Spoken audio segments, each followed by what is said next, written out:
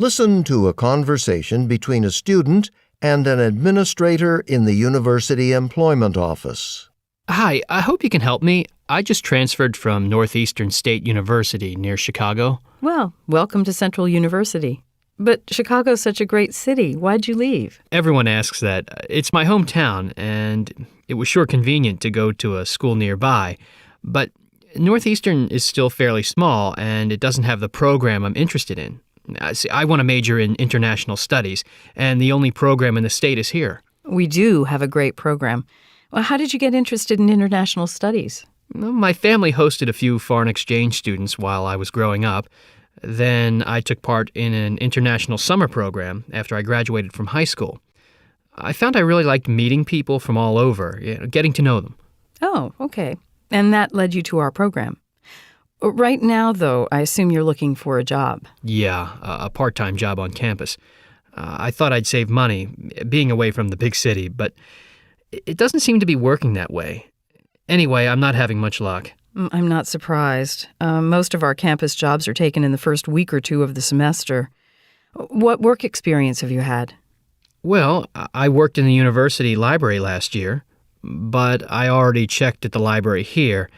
They said their remaining positions were for work-study students getting financial aid. I've never run into that before. Well, I guess each school has its own policies. We really don't have much right now. You might be better off waiting until next semester. If you really want something, how are your computer skills? About average, I'd say. I help teach some of the basic computer classes Northeastern offers for new users, if that helps any. Okay. The Technology Support Department needs people to work at its help desk. It's basically a customer service job. Answering questions, helping people solve their computer problems, give you a chance to develop your people skills. Something every diplomat needs. But is there some problem? I mean, why is the job still open?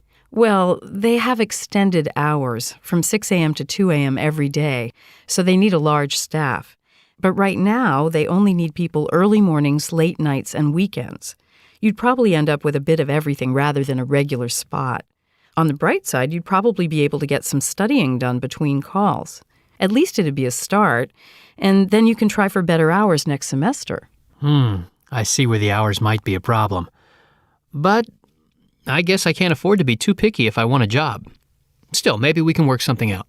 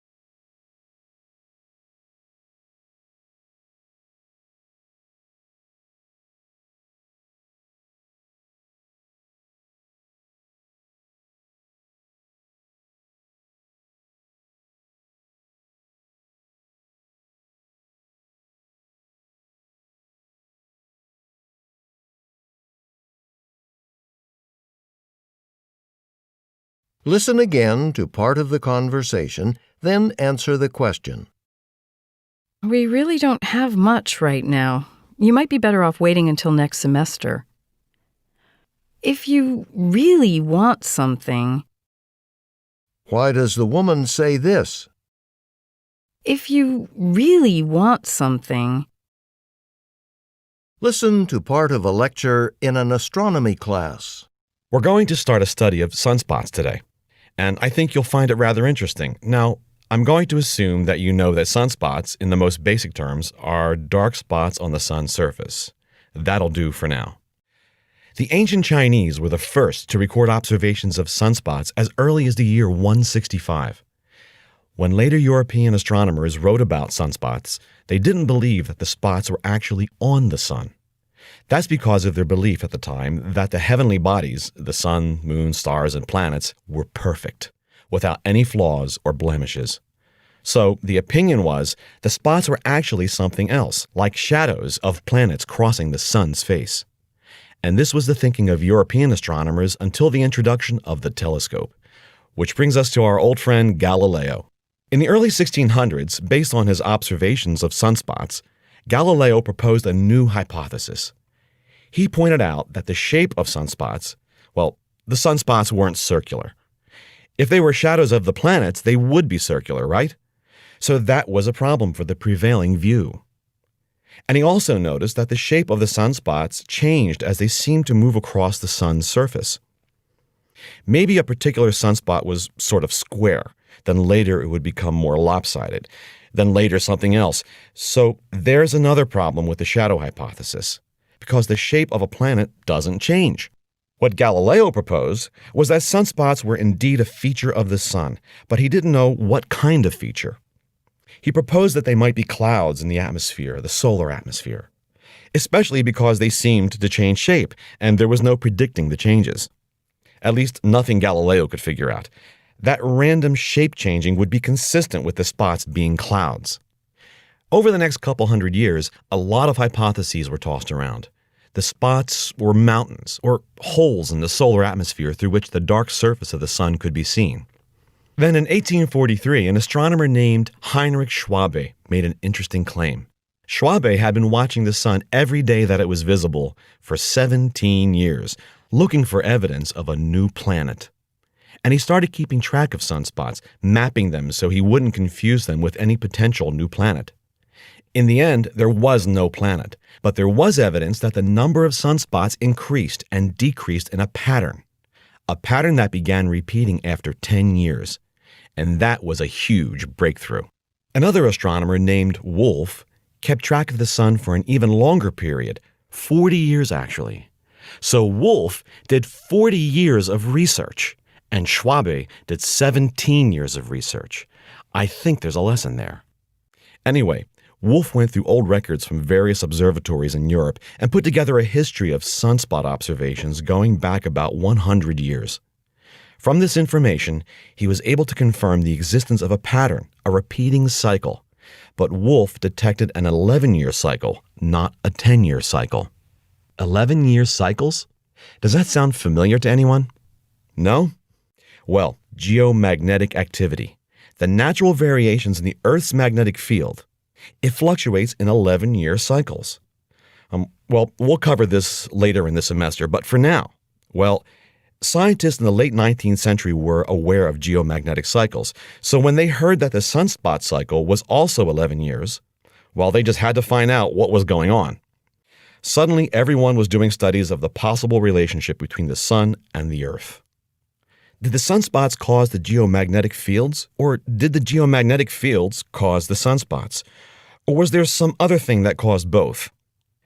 And astronomers did eventually figure out what sunspots have to do with magnetic fields. Actually, they are magnetic fields. And the fact that sunspots are magnetic fields accounts for their dark appearance. That's because magnetic fields reduce the pressure exerted on the gases inside of them, making the spots cooler than the rest of the sun's surface. And since they're cooler, they're darker.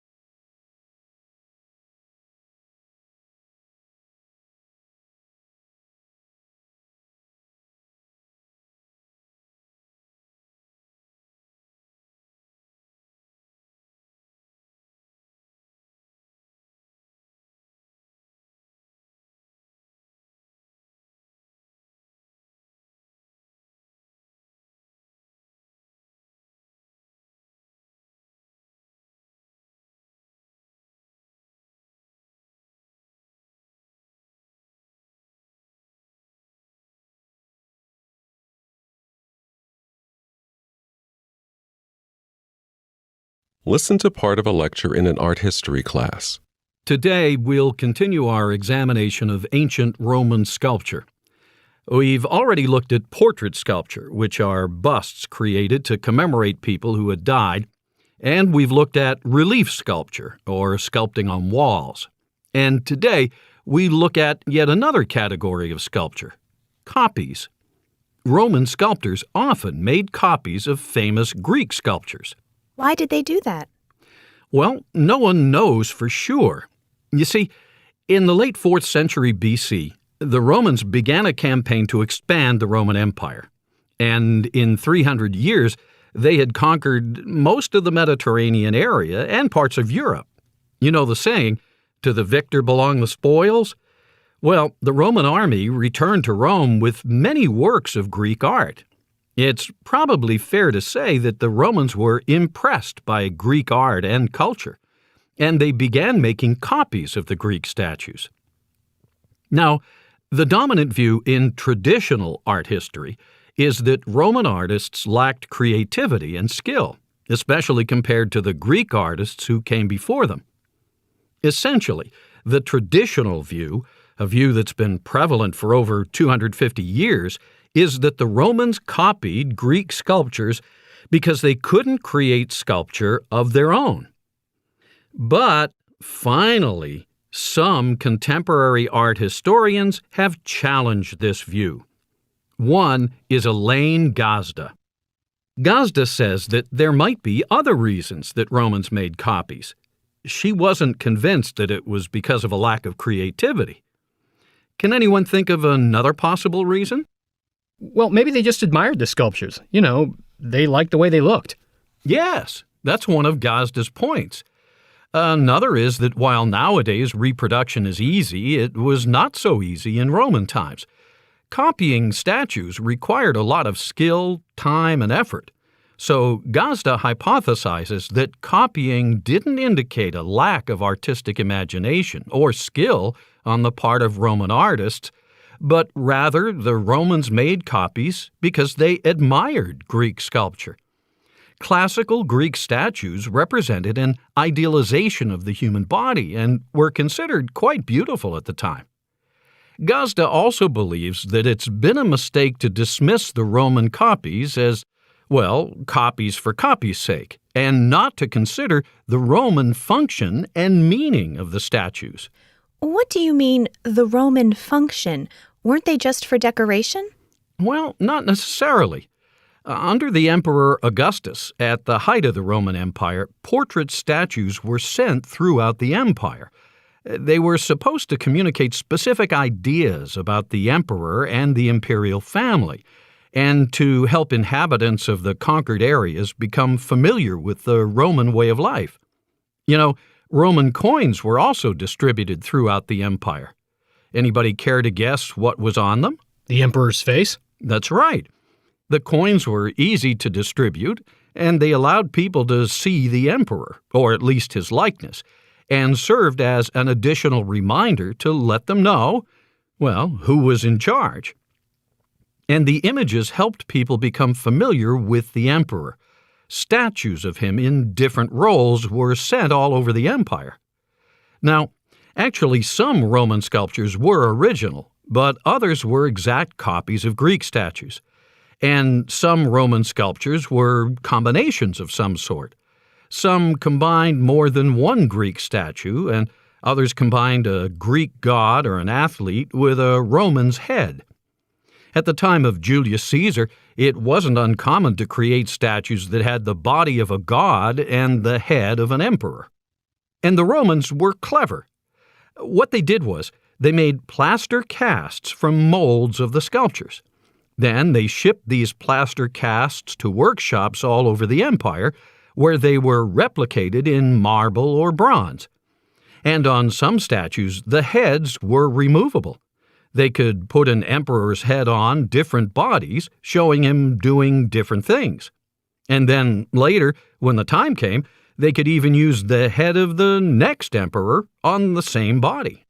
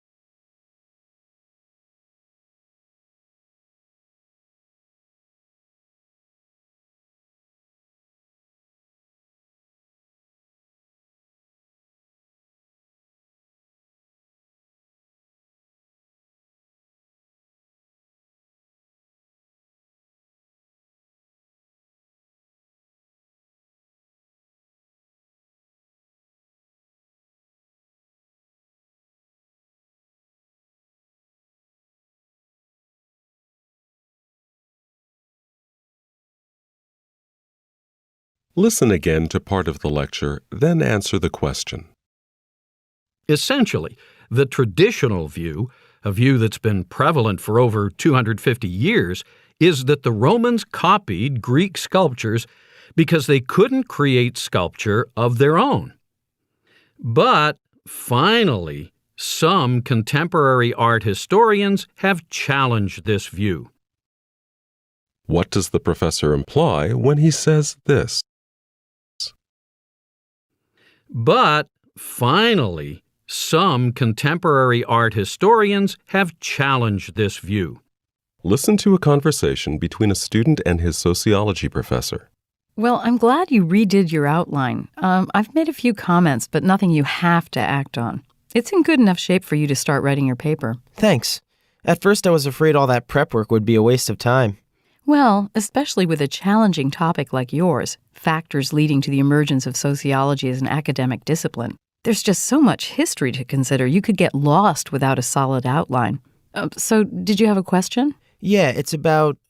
You mentioned needing volunteers for a research study? Yep. It's not my study, it's my colleagues in the marketing department. She needs people to watch various new TV programs that haven't been broadcast yet.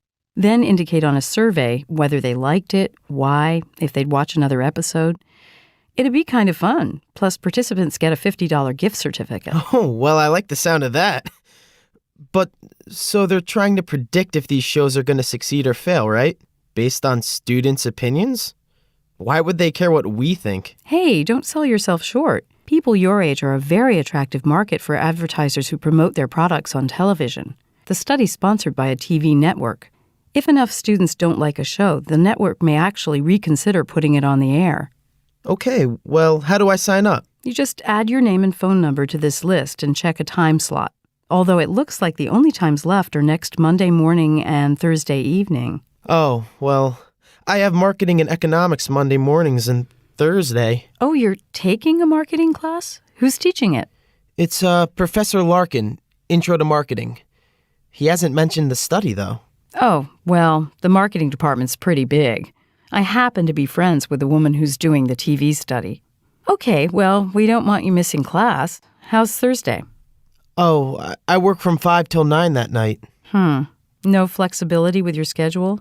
Where do you work? At Fox's Diner. I'm a server. Oh, I love Fox's. I eat there every week. Maybe you could switch shifts with someone. I'm still in training, and the only night my trainer works is Thursday. Look, I know the owners there really well. Why don't you let me give them a call and explain the situation? Okay. It'd be cool to be part of a real research study, and the gift certificate wouldn't hurt either.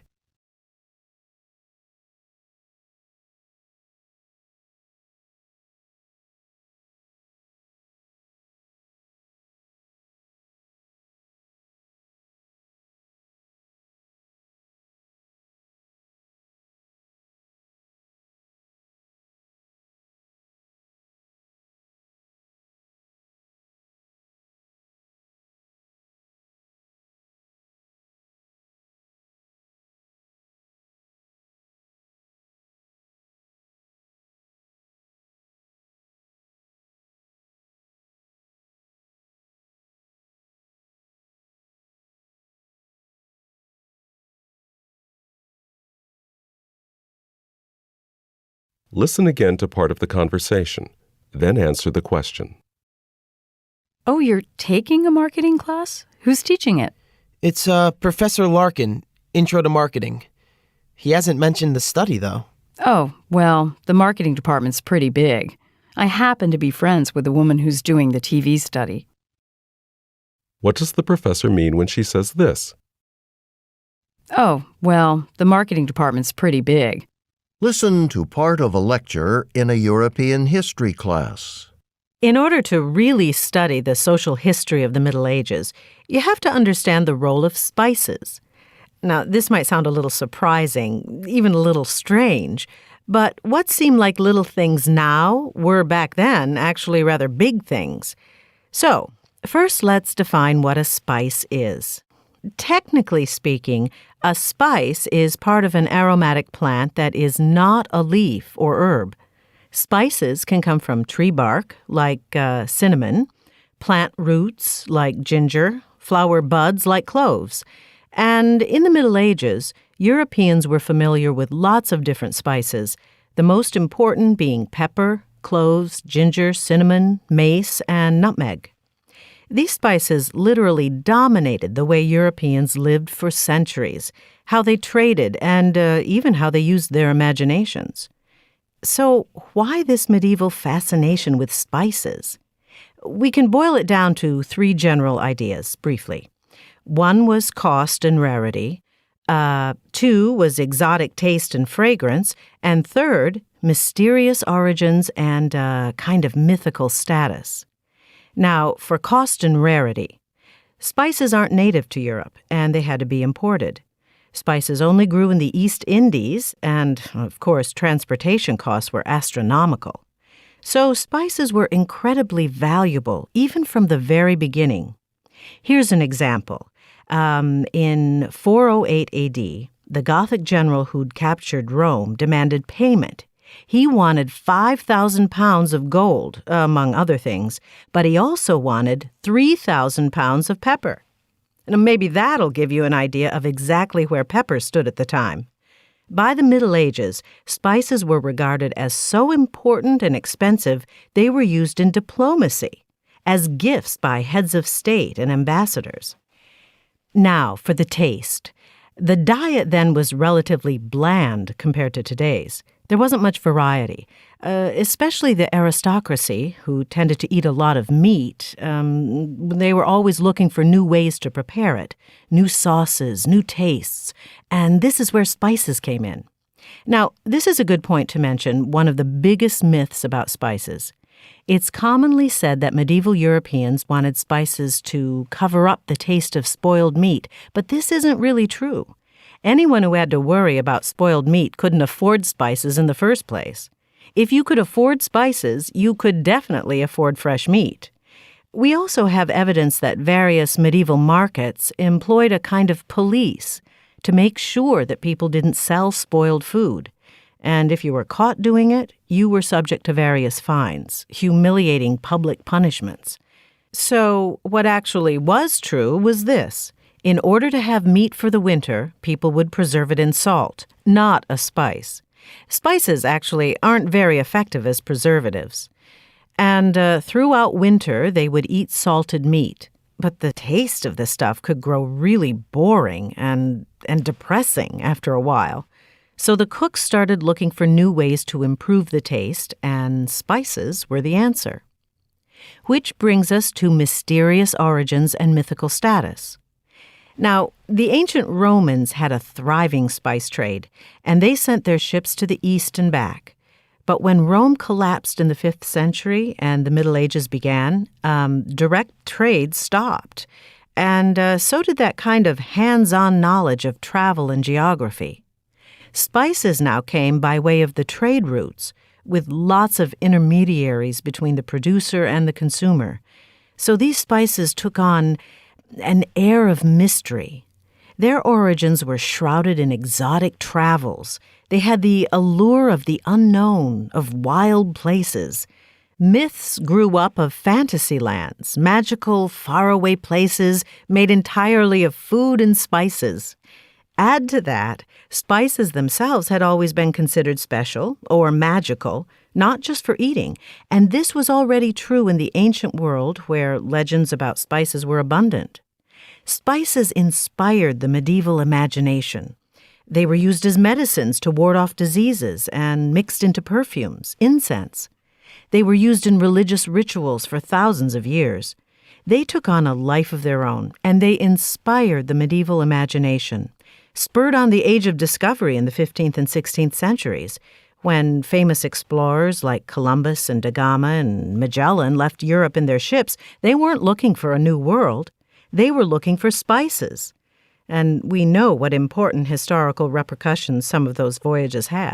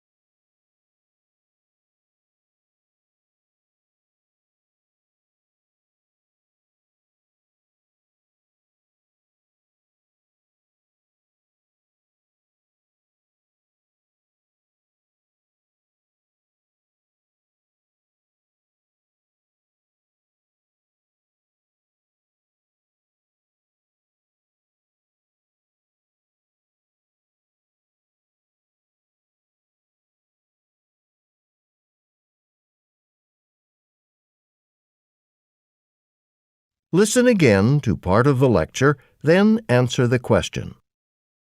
Here's an example. In 408 AD, the Gothic general who'd captured Rome demanded payment. He wanted 5,000 pounds of gold, among other things, but he also wanted 3,000 pounds of pepper. And maybe that'll give you an idea of exactly where pepper stood at the time. Why does the professor say this?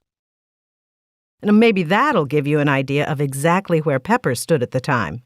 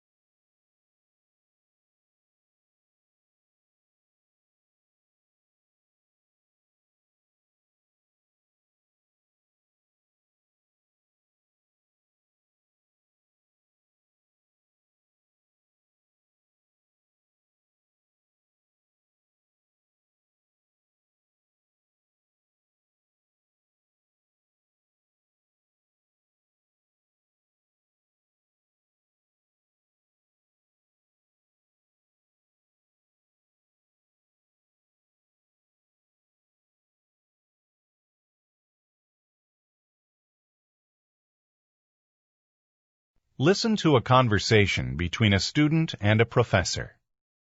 Hey, Ellen, how are you doing? Oh, pretty good, thanks. How are you? Okay.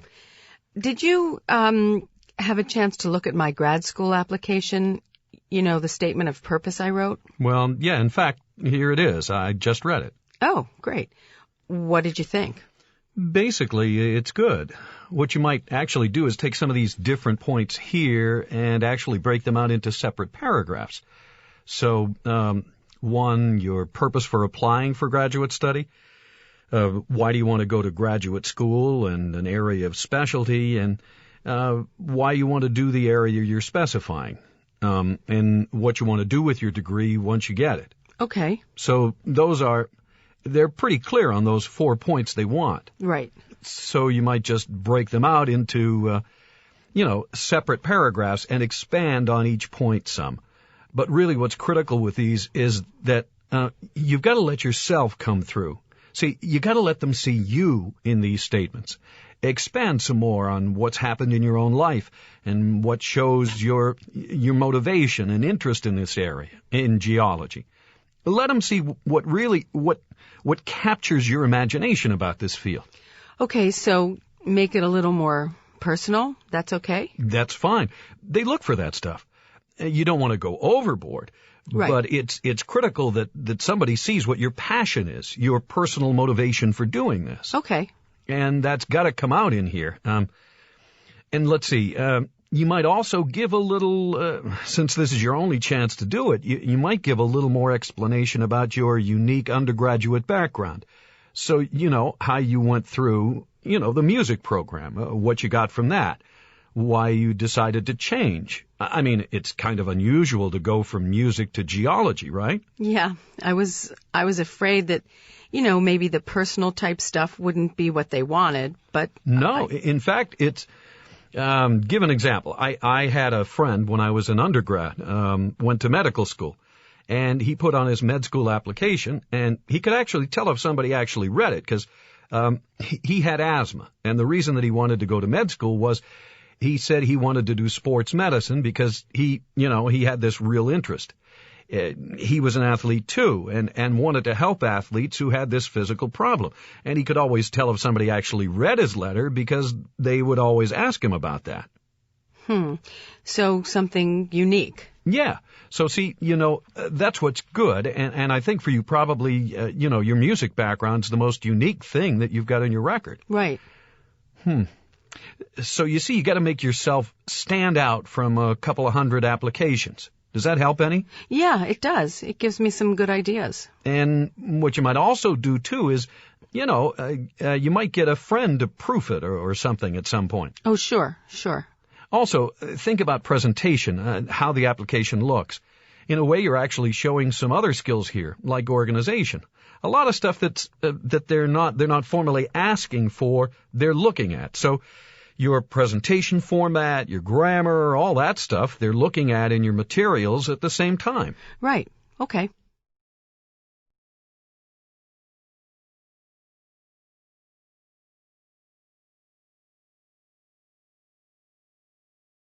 Listen to part of a conversation between two students. The woman is helping the man review for a biology examination. Okay, so what do you think we should go over next? How about if we go over this stuff about how bacteria become resistant to antibiotics? Okay. But first of all, though, how many pages do we have left? I told my roommate I'd meet her at the library at 7 o'clock. There's only a few pages left. We should be finished in a few minutes. Okay.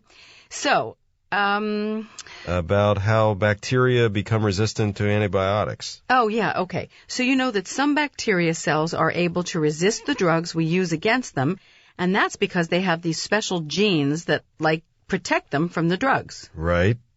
If I remember correctly, I think the genes, weaken the antibiotics or, stop the antibiotics from getting into the bacteria cell, something like that? Exactly. So when bacteria have these genes, it's very difficult for the antibiotics to kill the bacteria. Right. So do you remember what those genes are called? Resistance genes. Resistance genes, right, resistance genes, okay. And that makes sense, right? Because they help the bacteria resist the antibiotics. Yeah, that makes sense, okay. Okay, but the question is, how do bacteria get the resistance genes? How do they get the resistance genes? They just inherit them from the parent cell, right? Okay, yeah, that's true. They can inherit them from the parent cell, but that's not what I'm talking about. Okay. I'm talking about how they get resistance genes from other cells in their environment. You know, from the other cells around them. Oh, I see what you mean. Is that stuff about hopping genes or something like that? Right, although actually they're called jumping genes, not hopping genes. Oh, okay. Jumping genes. Yeah, but they have another name, too, that I can't think of. Let me see if I can find it here in the book. I think it's probably on... Oh, okay, here it is. Transposons. That's what they're called. Let me see. Okay. Transposons.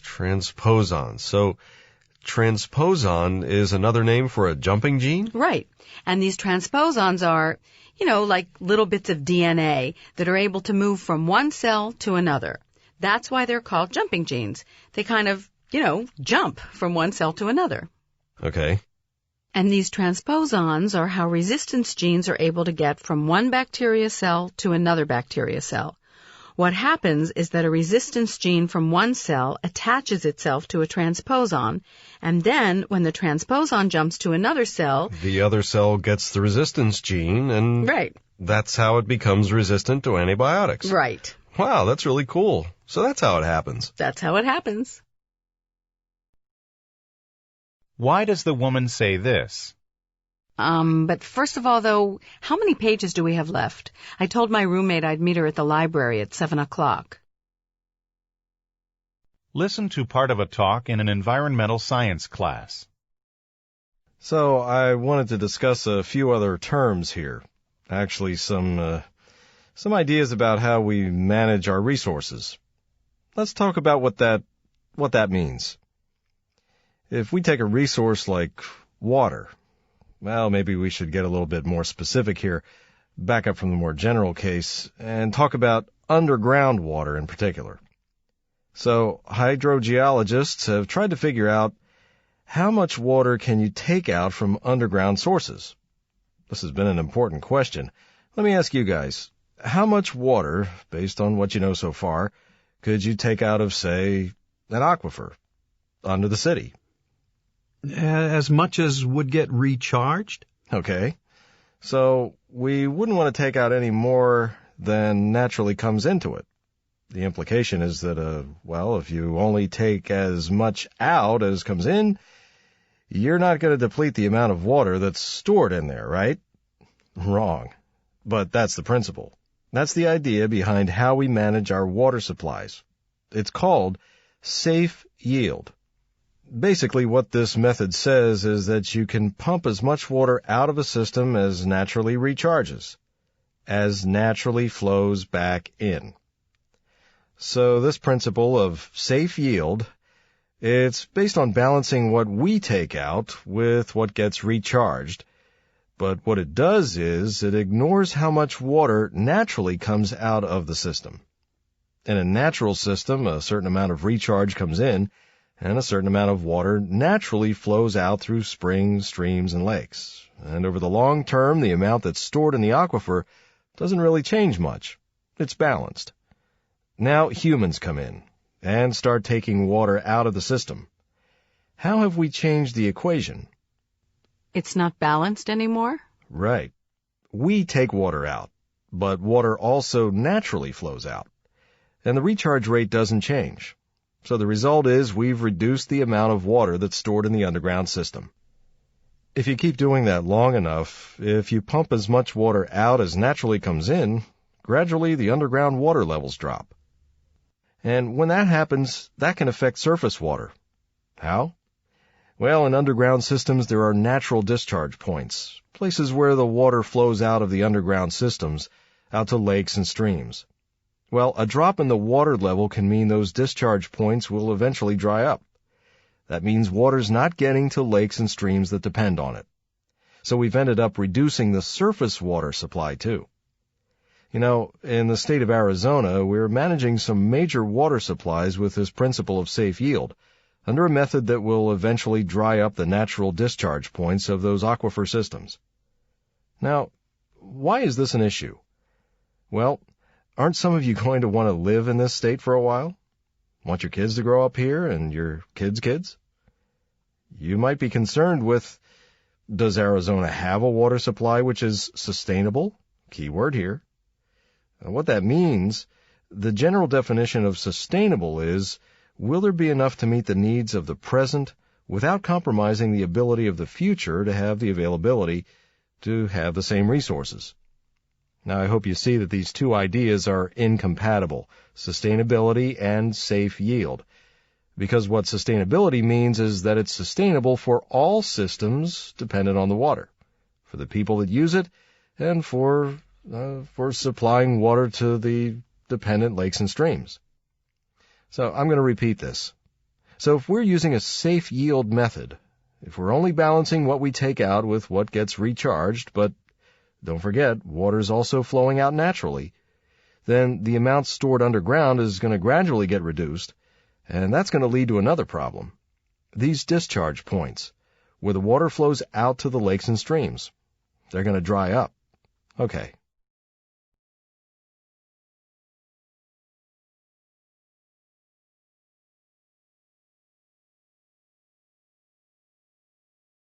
Why does the professor say this? Now, why is this an issue? Well, aren't some of you going to want to live in this state for a while? Want your kids to grow up here and your kids' kids? Listen to part of a lecture in a philosophy class. The professor has been talking about ethics. Okay, if we're going to discuss goodness and justice, what makes an individual good or a society just or virtuous, then we need to start with the ancient Greeks. So we'll start with Plato, Plato's philosophy. Now, some of you may have studied Plato's philosophy in some other course, so this might be easy. Okay, at the risk of boring you, let me give you just an overview of Plato's ethical theory. Plato says the soul has, and by soul, he simply means that which animates the body, gives it life. Anyway, he says that the soul has three separate parts, called, faculties, which I'll come back to. He believed that goodness in an individual was to be found when the three parts of the soul worked together, when they weren't in conflict but existed in harmony. A good or just person will have a soul in which the three faculties work well together. So how does he arrive at that analysis? Well, he starts out in his very famous work, The Republic. He starts out by saying it's very difficult to get a grasp on what the individual soul looks like. So, to get some idea of what the individual human soul is like, he says we should study the structure of society, what kinds of people and activities every society has to have. He argues that every society has to have three groups of people, workers, soldiers, and leaders, and each has a sort of defining characteristic. Every society has to have workers, like farmers, or people who work in factories, producing all the things that we need for everyday life. And according to Plato, the key feature of workers is that they're focused on their own desires or appetites, interested in satisfying the needs of the body. So workers are associated with desire. Okay? Now, if you live in a society that has a good amount of wealth, good agriculture, good industry, other societies are probably going to try to take it. So you need a class of soldiers who are supposed to protect the state from external threats. Well, these soldiers, they're going to be in dangerous situations quite frequently, so you need people with a lot of high spirit, an emotional type of individual. Emotion is what characterizes this group. And then, Plato says, the third group you need is leaders. Their main role will be to think rationally, to use their reason or intellect to make decisions. As decision-makers, leaders determine what the state is to do, how the affairs of the citizens are to be run. Plato then asks himself, okay, Assume we've got such a society with these three groups. When will this society be a good, a just society? Well, you can only have a good society when its three parts are working well together, each doing its proper thing. And Plato believes this can only happen if workers and soldiers learn moderation or self-control. But why? Why do workers and soldiers have to learn self-control? Well, how can a society flourish if the workers and soldiers don't control their desires and emotions? Plato thinks that if they aren't under control, workers will sleep too much and play too much, so they're not going to get their jobs done. And soldiers need to channel their high-spiritedness in a certain direction, precisely by being courageous. But you're not going to get that automatically. You need to teach them this kind of moderation. So you need an educational system that, first of all, will train the leaders so that they'll make good decisions, so they'll know what's wise. Then make leaders responsible. Turn over to them the education of the other two groups. And through education, build a society so that the workers and soldiers learn to use their intellect to control their desires and emotions. If you had all that, then, for Plato, you'd have a good or just society. Now take that picture, that social, political picture, and apply it to the individual person. You remember about the soul? That it consists of three separate parts or faculties? Can you guess what they are? Desires, emotions, and intellect. The characteristics associated with the three groups of society. And can you guess how Plato defines a good or just person? Well, it's parallel to how he characterizes a good or just society. The three parts have to be in harmony. In each of us, our desires and emotions often get the better of us and lead us to do foolish things. They're in conflict with the intellect. So to get them to all work together, to coexist in harmony, every person needs to be shaped in the same way that we've shaped society, through the educational system. Individuals must be educated to use their intellect to control their emotions and desires. That's harmony in the soul.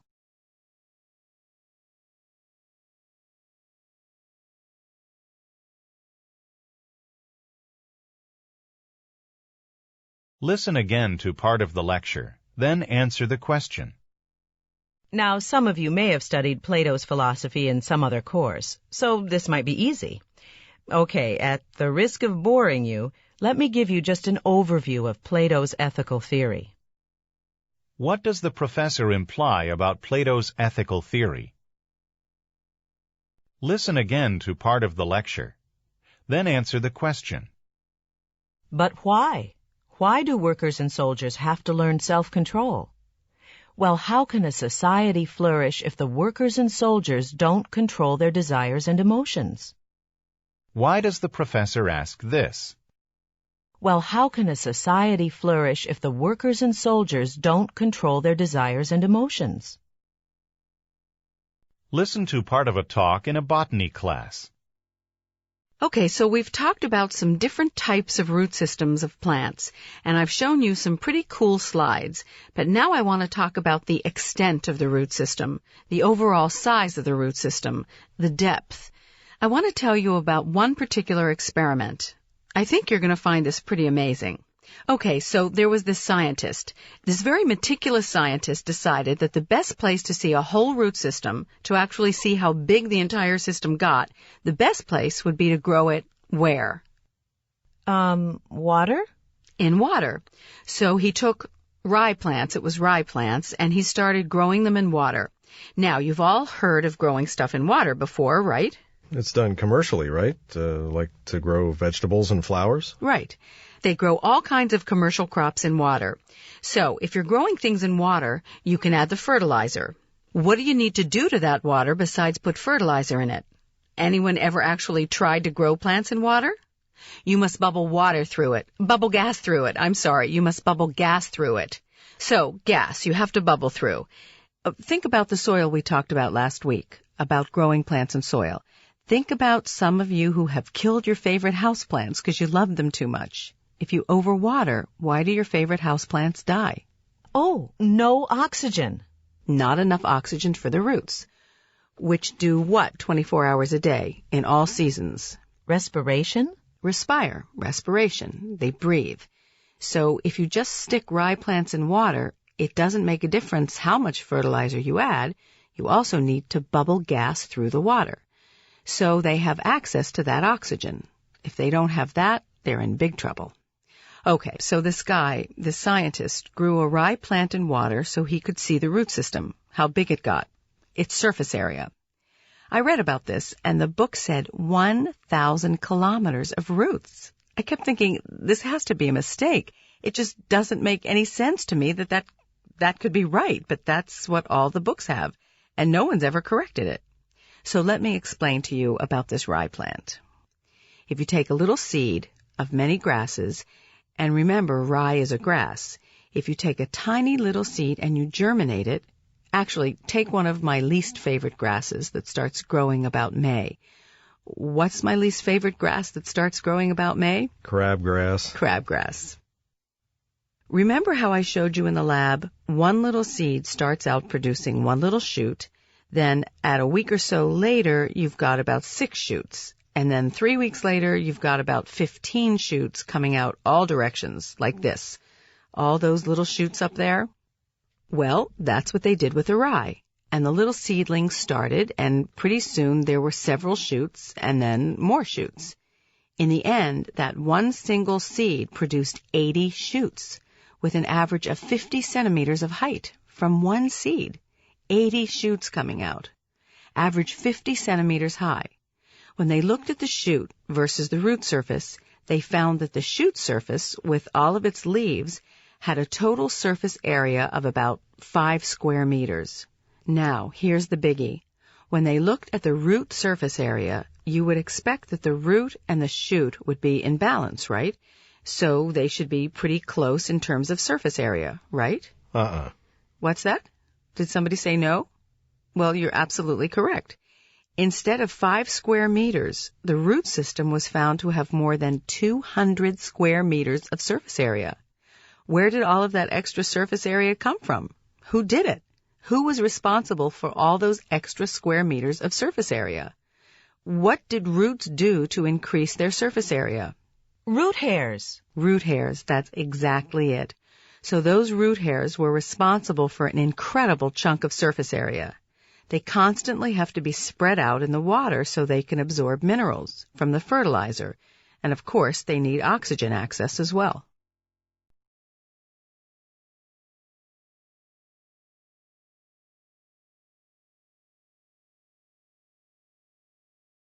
Listen again to part of the lecture. Then answer the question. What do you need to do to that water besides put fertilizer in it? Anyone ever actually tried to grow plants in water? You must bubble water through it. Bubble gas through it. You must bubble gas through it. So, gas, you have to bubble through. Why did the professor say this? You must bubble gas through it. Listen again to part of the lecture. Then answer the question. I read about this, and the book said 1,000 kilometers of roots. I kept thinking, this has to be a mistake. It just doesn't make any sense to me that could be right, but that's what all the books have, and no one's ever corrected it. So let me explain to you about this rye plant. What does the professor intend to explain? Listen to part of a lecture in a business management class. Okay, let's talk about organization and structure in a company. How are companies typically structured? Functionally. And? By projects. Right, by function and by projects. 20 years ago, companies were organized in function groups, where people with a certain expertise worked together as a unit. The architects in one unit, the finance people in another unit. Well, nowadays, a lot of companies are organized around projects. Like a construction company could be building an office building in one city and an apartment house somewhere else, and each project has its own architects and engineers. Now, the good thing about project organization is that it's easier to change to adapt to the needs of the project. It's a small group, a dedicated team, not the whole company. Now, with that in mind, here's a question for you. Why do we continue to organize ourselves by function, even now, when in fact we admit that projects are the lifeblood of a lot of organizations? Why do some companies maintain a functional organization instead of organizing around projects? Yes? Because if you don't have that functional structure within your organization, chances are you'd have a harder time meeting the goals of the projects. Why? Why? Listen, let's say we got 4 new cars we want to design. Why do we need a functional organization? Why not just organize the company around the 4 projects? These people make car number 1. These other people make car number 2. Yeah, but who's going to be responsible for what?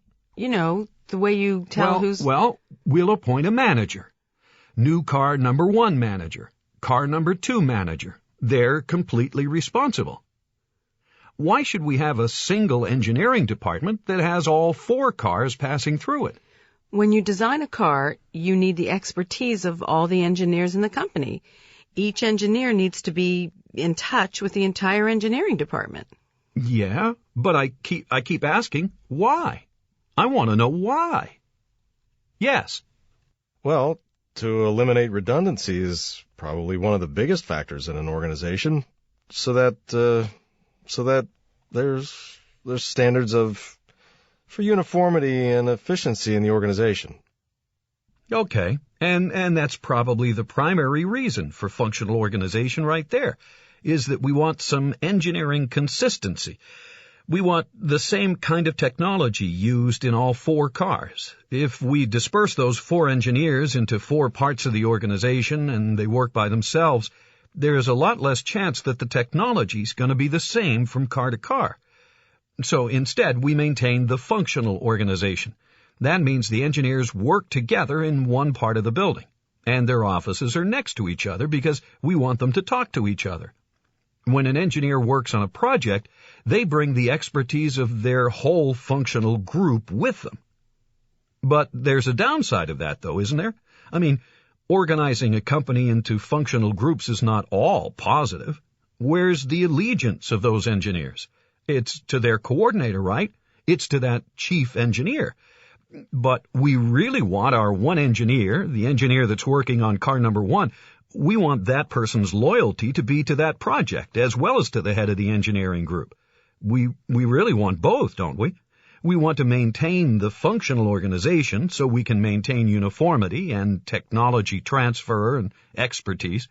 We want the cutting-edge expertise in every group. But at the same time, we also want the engineer to be totally dedicated to the needs of the project. Ideally, we have a hybrid, a combination of both functional and project organization. But there's a problem with this kind of hybrid structure. When you have both functional and project organization, well, what does that violate in terms of basic management principles? Unity of command. Unity of command, that's exactly right. So this is a vicious violation of unity of command, isn't it? It says that this engineer working on a project seems to have 2 bosses. We got the engineering boss and we got the project manager boss. But the project manager is responsible for the project and is not the official manager of the engineer who works on the project. And we try to maintain peace in the organizations, and sometimes it's disrupted and we have conflicts, don't we? The project manager for car 1 wants a car part to fit in a particular way for a specific situation, a specialized case. Well, the engineering director says, no, we got to have standardization. We got to have all the cars done this way. We can't make a special mold for that particular part for that particular car.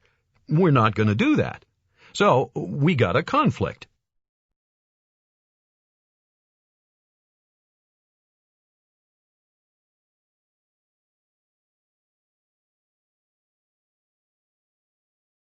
Listen again to part of the lecture. Then answer the question. Why should we have a single engineering department that has all 4 cars passing through it? When you design a car, you need the expertise of all the engineers in the company. Each engineer needs to be in touch with the entire engineering department. Yeah, but I keep asking why. I want to know why. Why does the professor say this? Yeah, but I keep asking why. I want to know why.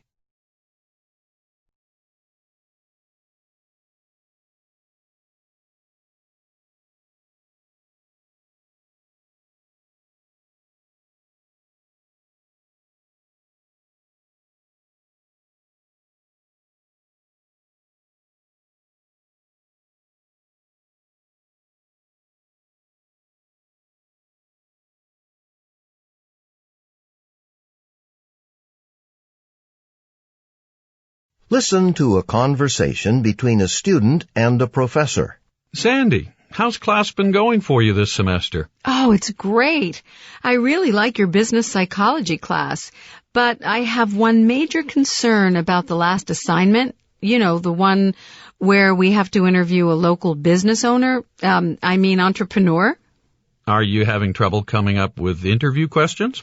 Well, that's just it. I worked on my high school newspaper for years, so I actually have great questions to ask.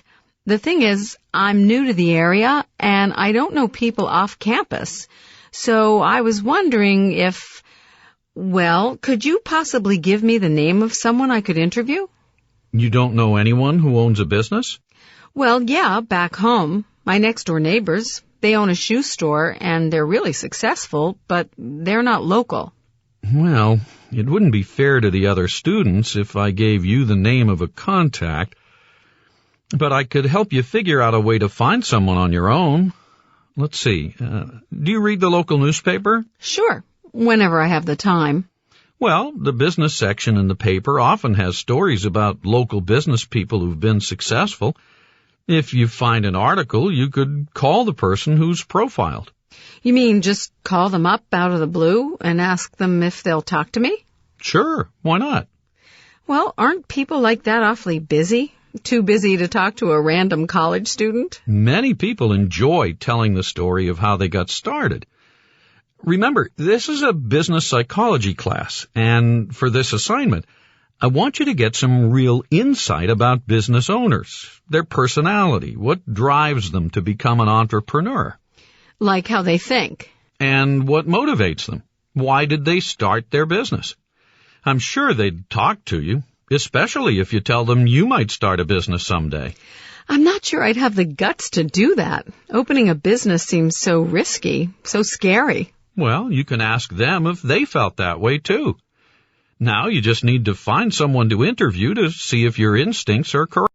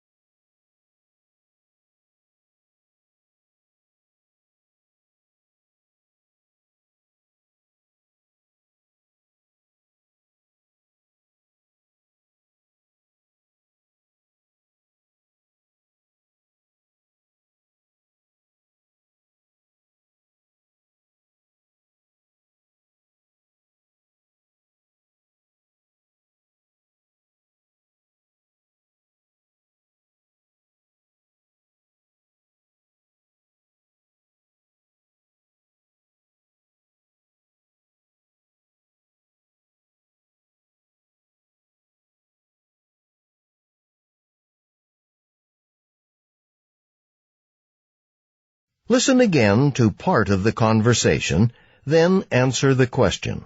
Are you having trouble coming up with interview questions? Well, that's just it. I worked on my high school newspaper for years, so I actually have great questions to ask. What does the student imply? Listen to part of a lecture in an anthropology class. Okay, I want to begin today by talking about calendars. I know some of you are thinking it's not all that fascinating, right? But listen, the next time you look at a calendar, I want you to keep something in mind. There are at least 3 natural ways of measuring the passage of time: by day, by month, and by year. And these are all pretty easy to see, right? I mean, a day is based on 1 rotation of Earth. A month is how long the moon takes to move around the Earth. And a year is the time it takes for Earth to move around the sun, right? So they're all based on natural events. But the natural clocks of Earth, the moon, and the sun run on different times. And you can't divide any one of these time periods by another one without having some messy fraction left over. I mean, 1 lunar month, that's the time it takes for the moon to go around Earth. 1 month is about 29.5 days. Not really a nice round number. And 1 year is a little more than 365 days. So these are obviously numbers that don't divide into each other very neatly. And this makes it pretty difficult to create some sort of tidy calendar that really works. Not that different cultures haven't tried. Have any of you ever been to Stonehenge? No? You know that amazing circle of giant stones in England?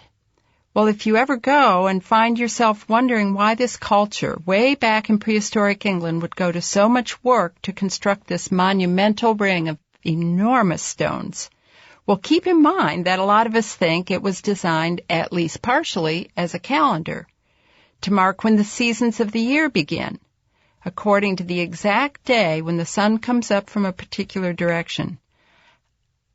I have colleagues who insist it's a temple, maybe, or a tomb, but they can't deny that it was also used as a calendar, probably to help figure out, for example, when farmers should begin their planting each year. The Mayans in Central America also invented a calendar, but for a different purpose.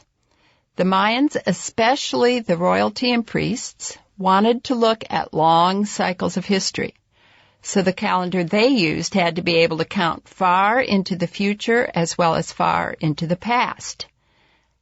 And not only were the Mayans keeping track of the natural timekeepers we mentioned before, Earth, the moon, and the sun, but another natural timekeeper, the planet Venus. Venus rises in the sky as the morning star every 584 days. And the Venus cycle was incorporated in the Mayan calendar. So the Mayans kept track of long periods of time, and they did it so accurately, in fact, that their calendar is considered about as complicated and sophisticated as any in the world. Now, the ancient Chinese believed very strongly in astrology, the idea that you can predict future events based on the positions of the stars and planets, like, say, Jupiter. Incidentally, the whole Chinese system of astrology was based on the fact that the planet Jupiter goes around the sun once every 12 years. So 1 orbit of Jupiter lasts 12 of our Earth years. Apparently, that's why the Chinese calendar has a cycle of 12 years. You know, like the year of the dragon, the year of the tiger, and so on. All parts of a 12-year astrological cycle that we get from the orbit of Jupiter. Calendars based on the orbits of other planets, though, are a lot less common than those based on the cycle of the moon, the lunar month. I could mention any number of important cultures around the world that have depended on lunar calendars, but there really isn't time. So let's go right to the calendar that's now used throughout most of the world, a solar calendar, based on the number of days in a year. This calendar is mainly derived from the one the ancient Romans devised a couple thousand years ago. I mean, the Romans, with more than a little help from the Greeks, realized that a year actually lasts about 365 1/4 days. And so they decided to round off most years to 365 days, but make every fourth year into a leap year. I mean, somehow you have to account for that extra 1/4 of a day each year. So every 4 years, they made the calendar 1 day longer. By adding the leap year, the Romans were able to make a calendar that worked so well that with a few minor adjustments, this calendar is still widely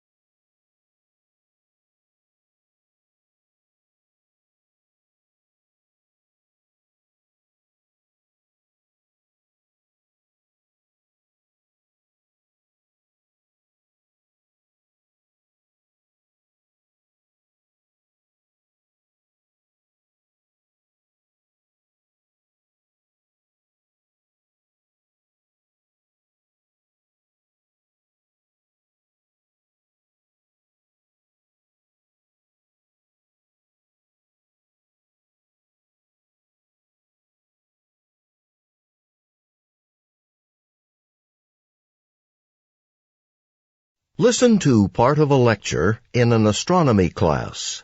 I'm sure you all have been following the news about Mars.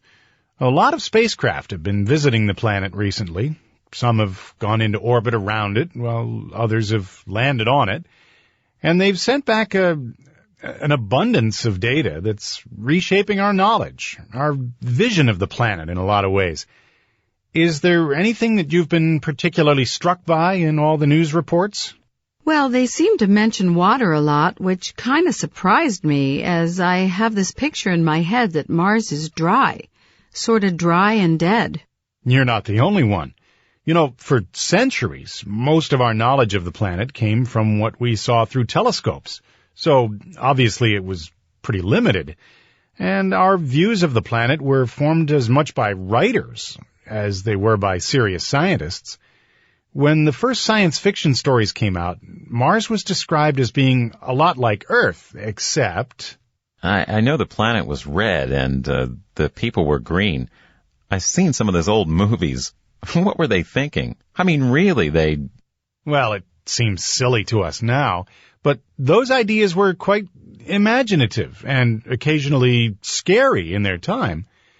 Anyway, we began to rethink our image of Mars when the first spacecraft flew by the planet in 1965 and sent pictures back to Earth. Those pictures showed a planet that looked a lot more like our moon than Earth. Lots of craters and not much else. It was bitterly cold. It had a very thin atmosphere, and that atmosphere was mostly carbon dioxide.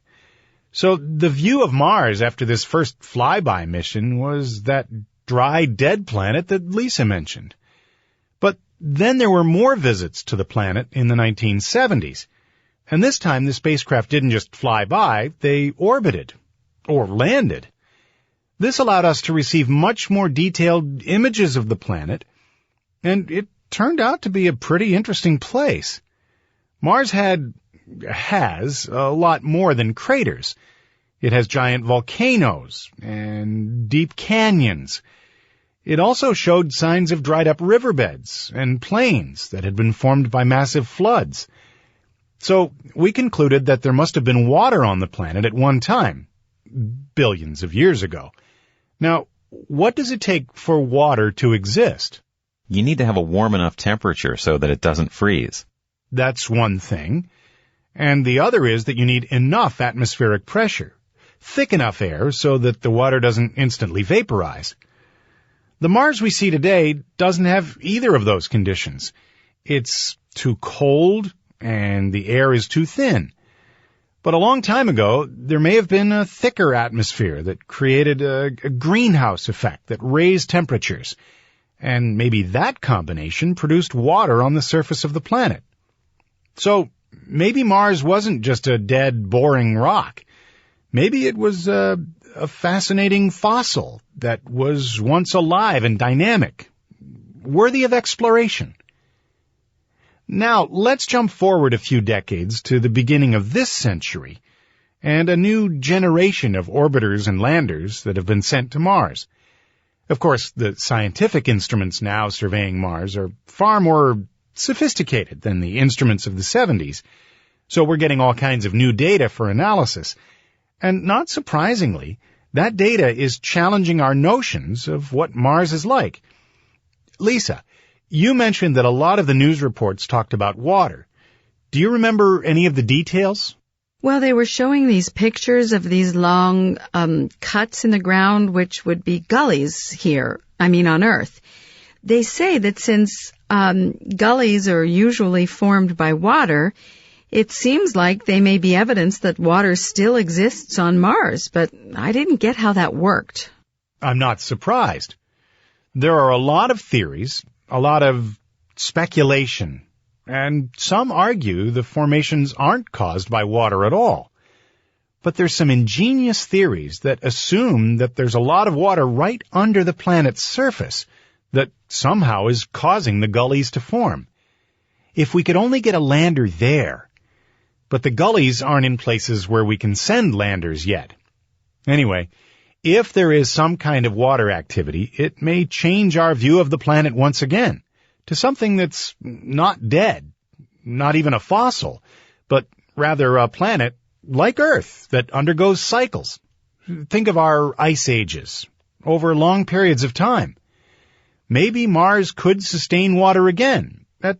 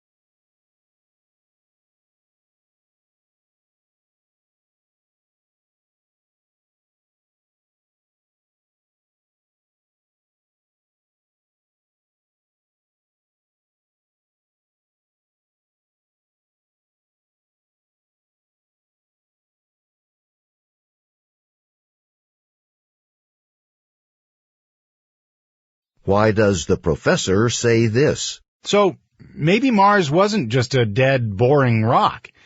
Maybe it was a fascinating fossil that was once alive and dynamic, worthy of exploration. Listen again to part of the lecture. Then answer the question. I know the planet was red and the people were green. I've seen some of those old movies. What were they thinking? I mean, really. Why does the student say this? What were they thinking? Listen to part of a conversation between a student and a university employee. Oh, hello. Can I help you? Yeah. I'm looking for Professor Kirk. Is she here? Is this her office? Yes, you're in the right place. Professor Kirk's office is right behind me. But no, she's not here right now. Do you know when she'll be back? Well, she's teaching all morning. She won't be back until, let me check. She won't be back until after lunch. That's when she has her office hours. Perhaps you could come back then? Oh, unfortunately, no.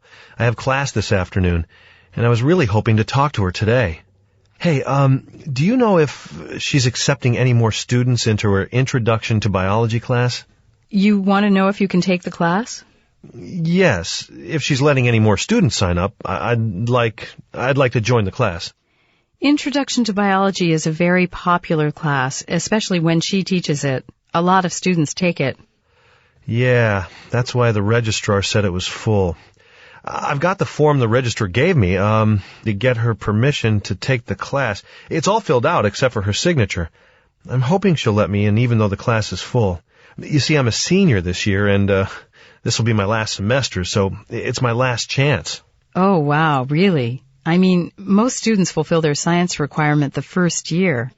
Well, to be honest, I kept putting it off. I'm not really a big fan of science classes in general, and with the labs and everything, I've never quite found the time. Your advisor didn't say anything? Well, to tell you the truth, she's been after me to take a class like this for a while, but I'm double majoring in art and journalism, and so my schedule's been really tight with all the classes I gotta take, so somehow I never... Well, perhaps you could leave the form with me, and I'll see if she'll sign it for you. I appreciate that, but maybe I should explain the problem to her in person. I didn't want to do it, but I guess I'll have to send her an email. Not all professors check their emails regularly. I'm not sure if Professor Kirk does it or not. Here's an idea. Why don't you stick a note explaining your situation under her door and ask her to call you if she needs more information? Hey, that's a good idea. And then I can leave the form with you, if you still don't mind. Why does the man say this to the woman? I appreciate that, but maybe I should explain the problem to her in person.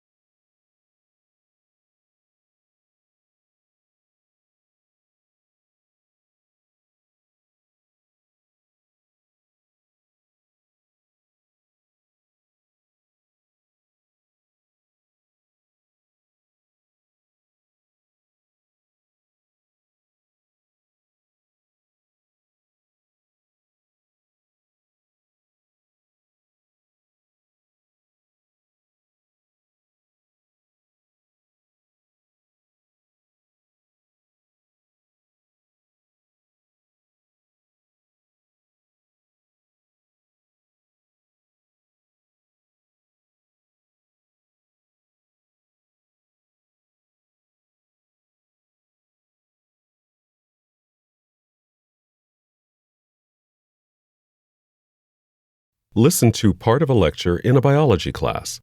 Well, it's finally looking like spring is arriving. The last of the winter snow will be melting away in a few days. So before we close today, I thought I'd mention a biological event that's part of the transition from winter to spring. Something you can go outside and watch if you have some patience. There's a small creature that lives in this area. You've probably seen it. It's the North American wood frog. Now, the wood frog's not that easy to spot since it stays pretty close to the ground, under leaves and things, and it blends in really well with its background, as you can see. But they're worth the effort because they do something very unusual, something you might not have even thought possible. Okay, North American wood frogs live over a very broad territory or range. They're found all over the northeastern United States and all through Canada and Alaska, even inside the Arctic Circle. No other frog is able to live that far north. But wherever they live, once the weather starts to turn cold and the temperatures start to drop below freezing, as soon as the frog even touches an ice crystal or a bit of frozen ground, well, it begins to freeze. Yes, Jimmy, you look a little bit taken aback. Wait, you mean it's still alive, but it freezes? Solid? Well, almost. Ice forms in all the spaces outside cells, but never within a cell. But then how does its heart beat? It doesn't. But how can it do such a thing? Well, that first touch of ice apparently triggers a biological response inside the frog that first of all starts drawing water away from the center of its body. So the middle part of the frog, its internal organs, its heart, lungs, liver, these start getting drier and drier, while the water that's being pulled away is forming a puddle around the organs just underneath the skin. And then that puddle of water starts to freeze. Okay, up to now, the frog's heart is still beating, right?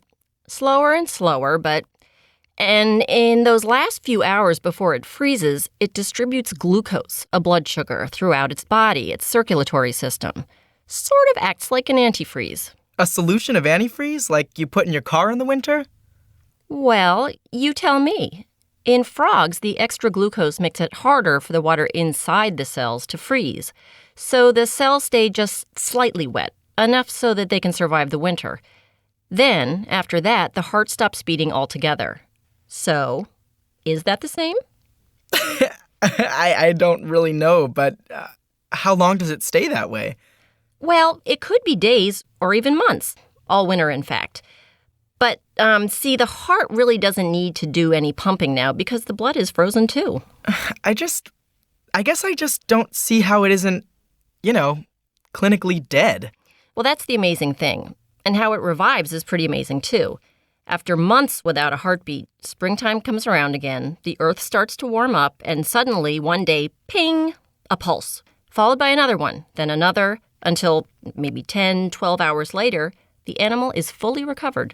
And does the thawing process have some kind of trigger as well? Well, we're not sure, actually. The peculiar thing is even though the sun is warming the frog up on the outside, its insides thaw out first, the heart and brain and everything. But somehow it all just happens that way every spring. And after they thaw, does it affect them, like their lifespan? Well, we really don't know a lot about how long a wood frog normally lives, probably just a few years. But there's no evidence that the freezing process affects its longevity. It does have some other impacts, though. In studies, we found that when it comes to reproduction, freezing diminishes the mating performance of males. After they've been frozen, and thawed, of course, they don't seem quite as vocal. They move slower, and they seem to have a harder time recognizing a potential mate. So, if a male frog could manage not to go through this freezing cycle, he'd probably have more success in mating.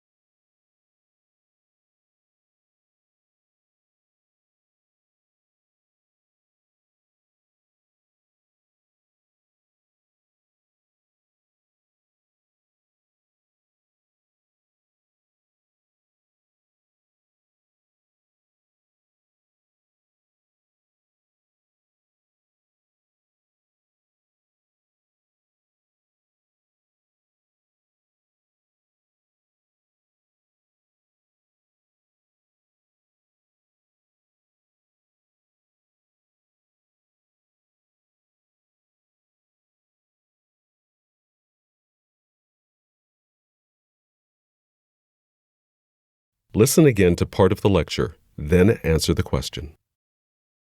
A solution of antifreeze like you put in your car in the winter? Well, you tell me. In frogs, the extra glucose makes it harder for the water inside the cells to freeze. So the cells stay just slightly wet, enough so that they can survive the winter. Then, after that, the heart stops beating altogether. So, is that the same? What does the professor imply when she says this? Well, you tell me.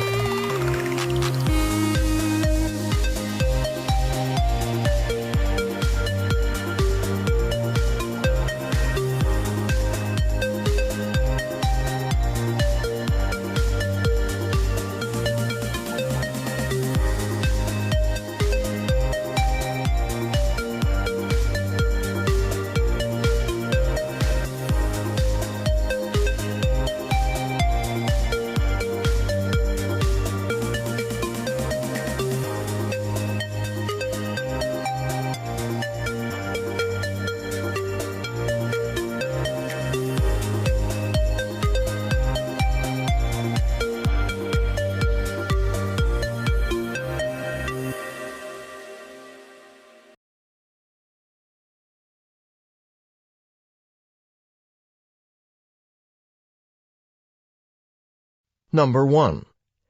In this question, you will be asked to talk about a familiar topic.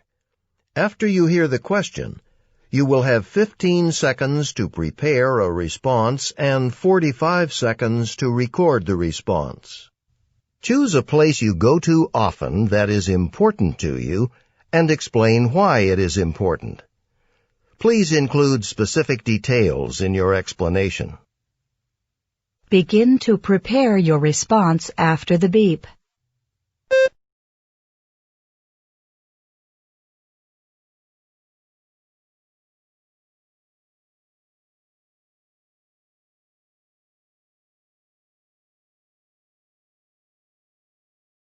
Begin speaking after the beep.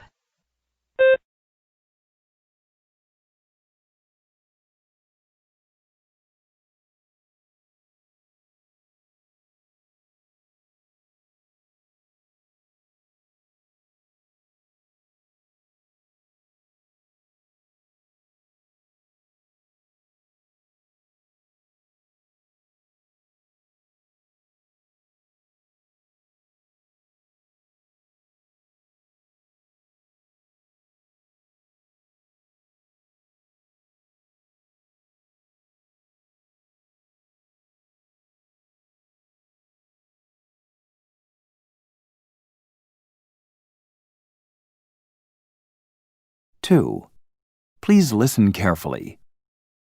Some people work for a business, and some people work in their own business. Which would you prefer to do, and why? Include details and examples in your explanation. You may begin to prepare your response after the beep.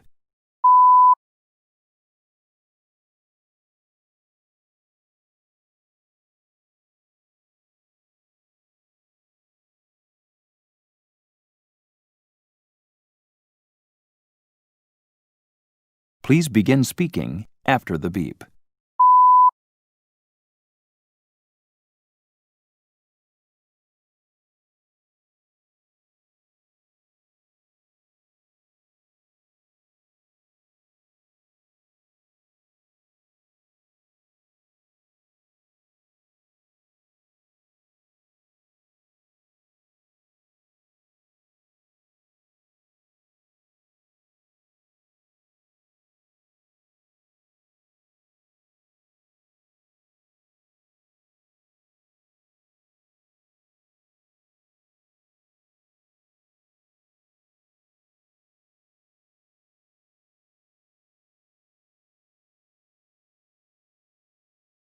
Number 3. In this question, you will read a short passage, listen to a talk, and answer a question about them. After you hear the question, you will have 30 seconds to prepare a response and 60 seconds to record the response. The university is planning to eliminate its bus service. Read the article from the university newspaper about the plan. You will have 45 seconds to read the article. Begin reading now.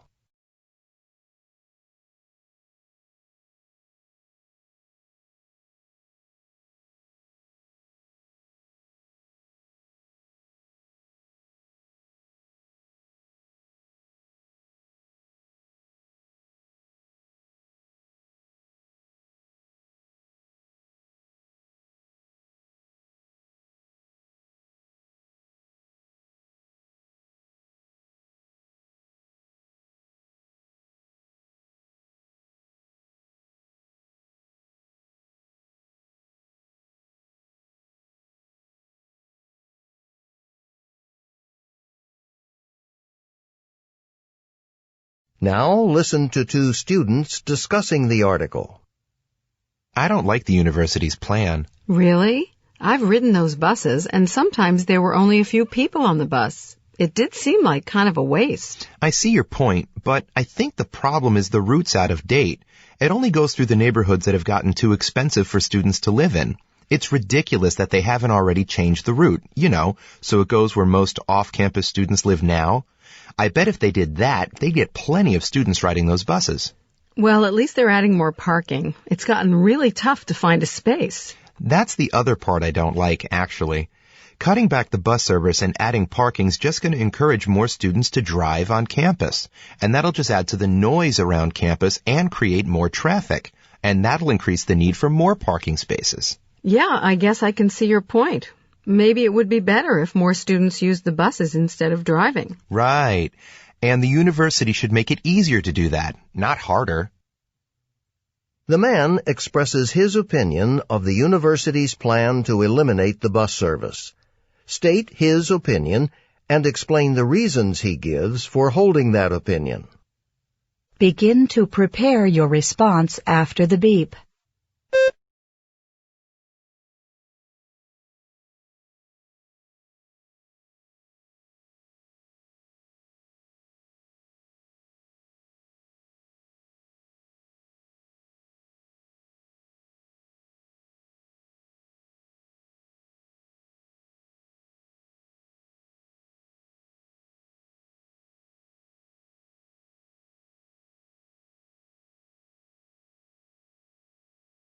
Begin speaking after the beep.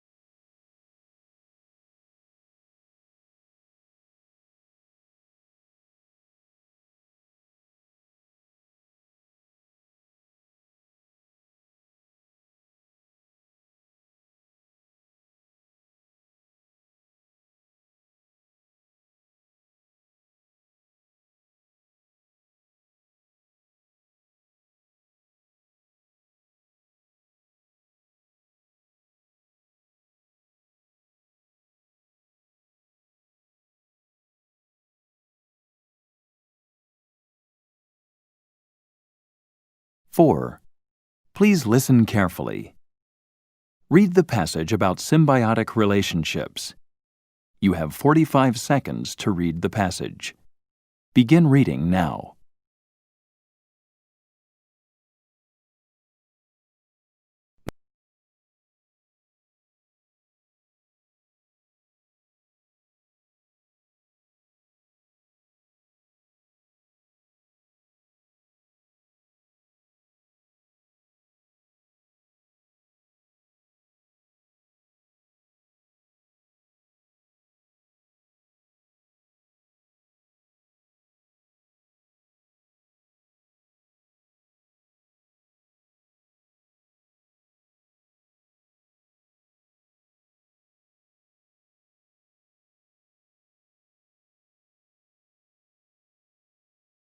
Now listen to part of a lecture on this topic in a biology class. We have been discussing the three symbiotic relationships between species. Mutualism, in which both organisms benefit. Parasitism, in which one benefits and the other is harmed. And commensalism, where one benefits while neither benefiting nor harming the other. Now, of course, these relationships are not always clear-cut. For example, there is a plant called a bee orchid. Its flowers look like female bees, to the male bee anyway. The bee orchid tricks the male bee into mating with the flower, thus pollinating it. However, we don't know if, in fact, the relationship between this particular plant and the bee is mutualism, parasitism, or commensalism. Sometimes the relationship actually changes. Let me give you some examples. We have bacteria on our skin, for instance.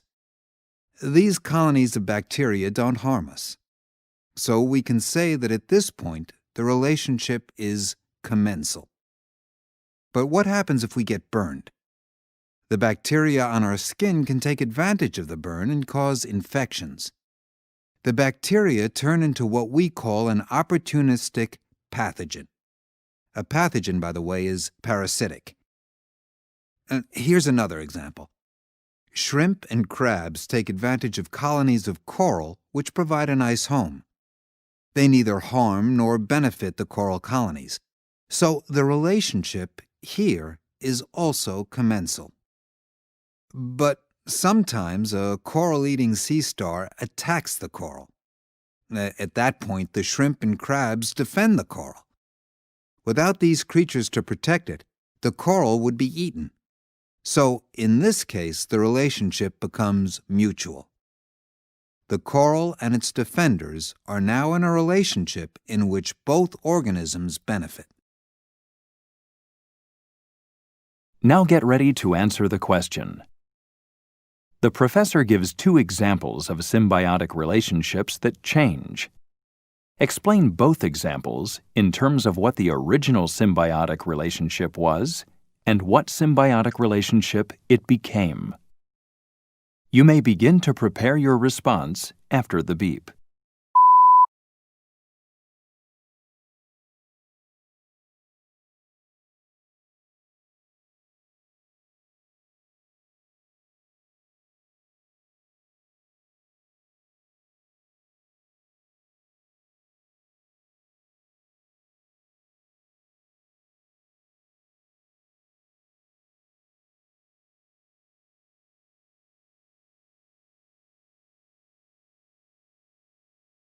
Please begin speaking after the beep.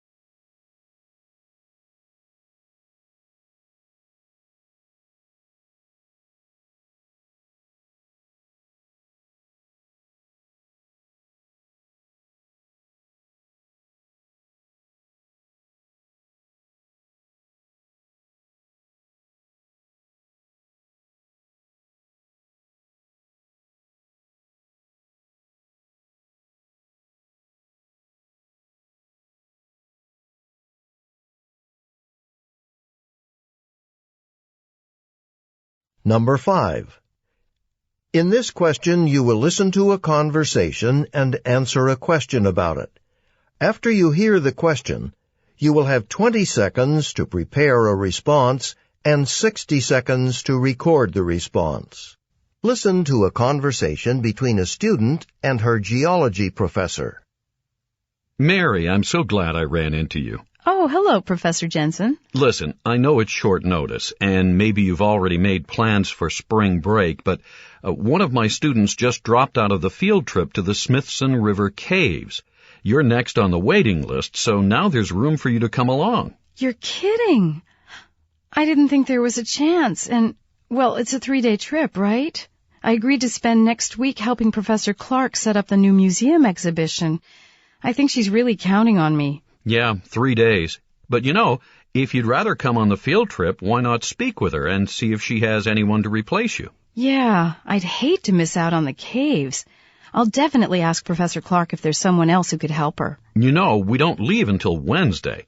If you still have to help out, any chance you could get the museum set up done before then? Oh, yeah, not until Wednesday. So then, yeah, maybe that's possible too. The speakers discuss two possible solutions to the woman's problem. Describe the problem and the two solutions. Then explain what you think the woman should do and why. Begin to prepare your response after the beep.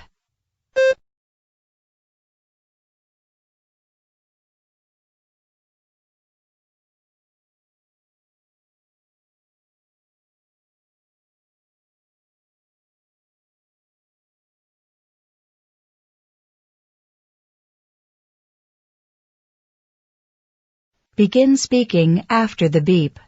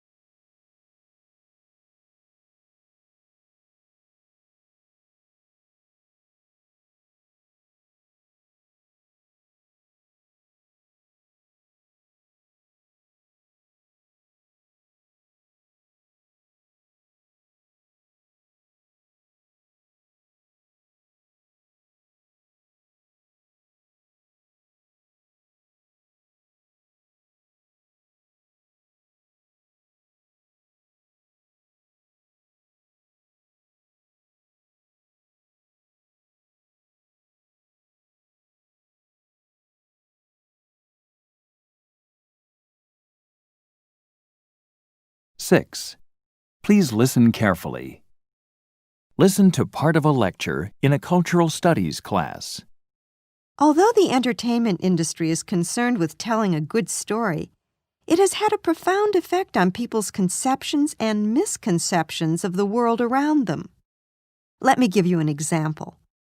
There are many films and TV programs in which a serious crime takes place and a police detective solves, or maybe doesn't solve, the crime.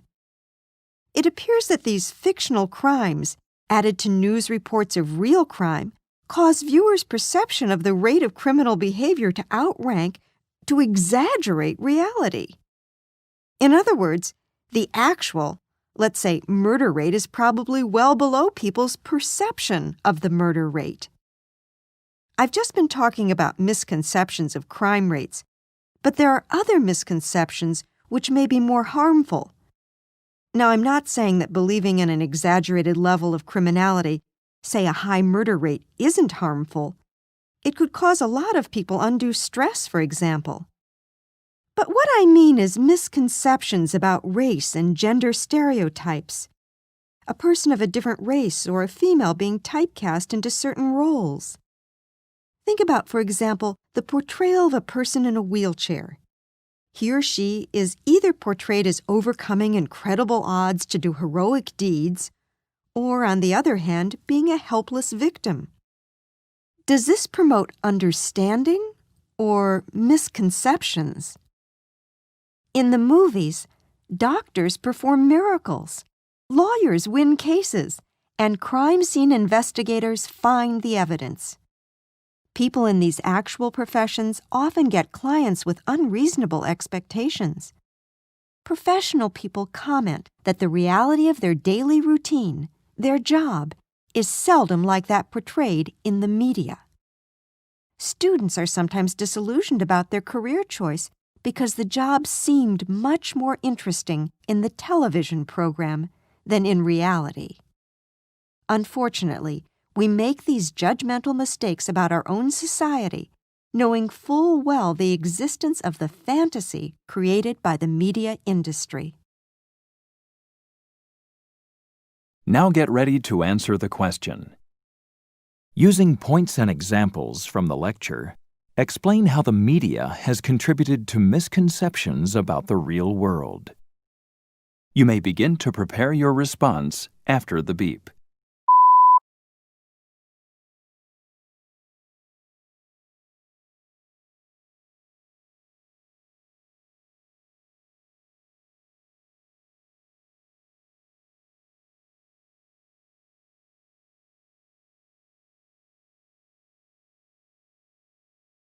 Please begin speaking after the beep.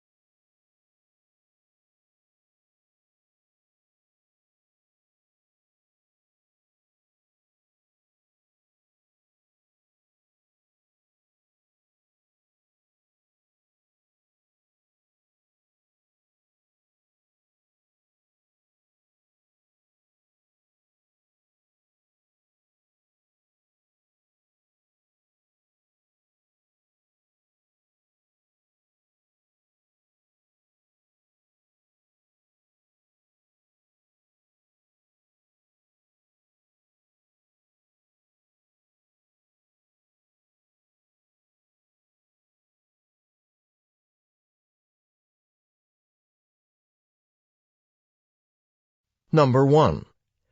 In this question, you will be asked to talk about a familiar topic. After you hear the question, you will have 15 seconds to prepare a response and 45 seconds to record the response. Choose a place you go to often that is important to you and explain why it is important. Please include specific details in your explanation. Begin to prepare your response after the beep.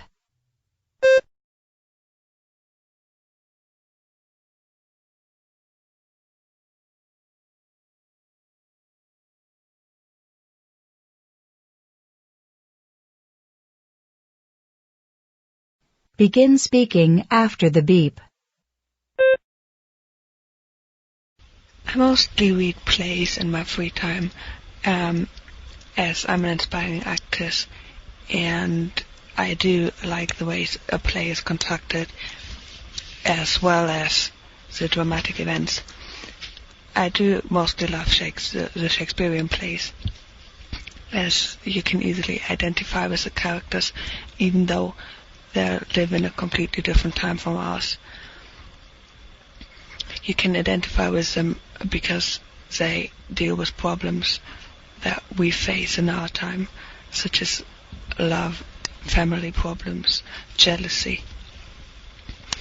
I also like to read fantasy books, as they lead.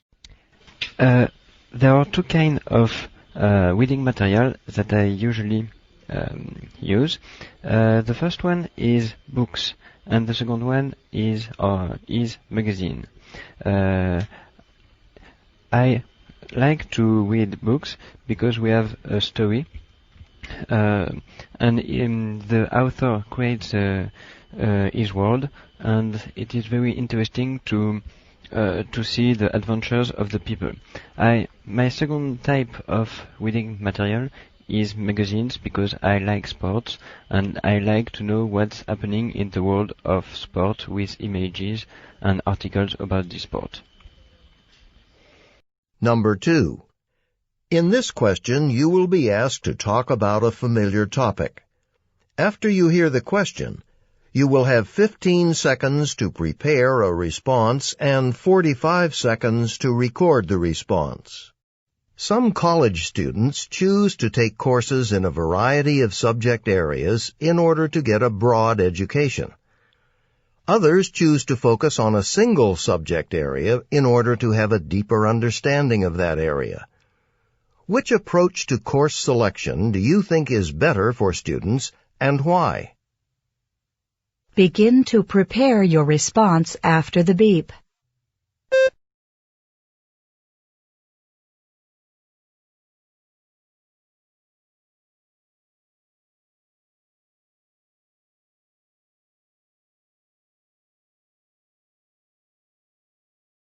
Begin speaking after the beep. On the one hand, I think to live with a roommate could be a good thing, since you always have somebody to talk with when you have problems or things like that, and it's a good way to meet people.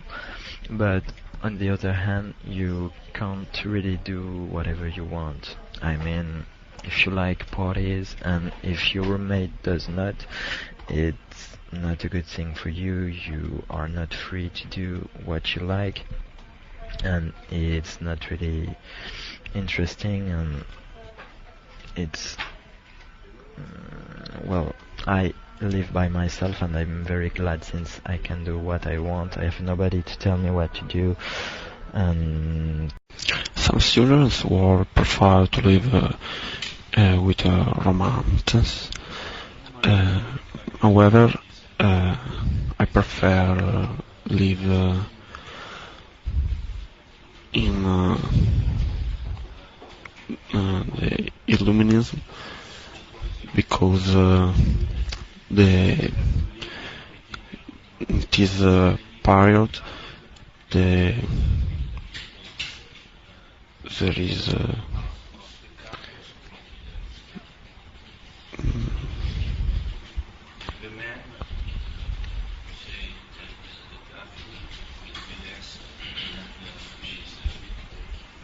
Number 3. In this question, you will read a short passage, listen to a talk, and answer a question about them. After you hear the question, you will have 30 seconds to prepare a response and 60 seconds to record the response. The university is planning to eliminate its bus service.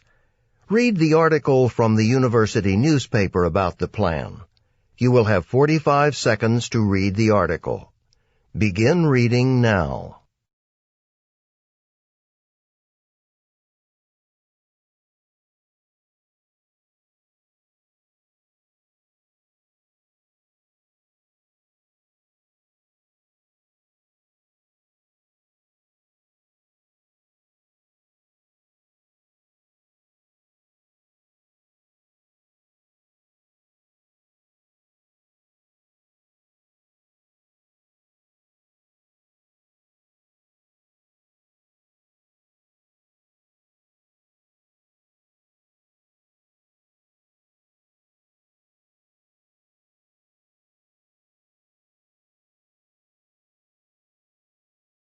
Now listen to two students discussing the article. I don't like the university's plan. Really? I've ridden those buses, and sometimes there were only a few people on the bus. It did seem like kind of a waste. I see your point, but I think the problem is the route's out of date. It only goes through the neighborhoods that have gotten too expensive for students to live in. It's ridiculous that they haven't already changed the route, so it goes where most off-campus students live now. I bet if they did that, they'd get plenty of students riding those buses. Well, at least they're adding more parking. It's gotten really tough to find a space. That's the other part I don't like, actually. Cutting back the bus service and adding parking's just going to encourage more students to drive on campus. And that'll just add to the noise around campus and create more traffic. And that'll increase the need for more parking spaces. Yeah, I guess I can see your point. Maybe it would be better if more students used the buses instead of driving. Right. And the university should make it easier to do that, not harder. The man expresses his opinion of the university's plan to eliminate the bus service. State his opinion and explain the reasons he gives for holding that opinion. Begin to prepare your response after the beep.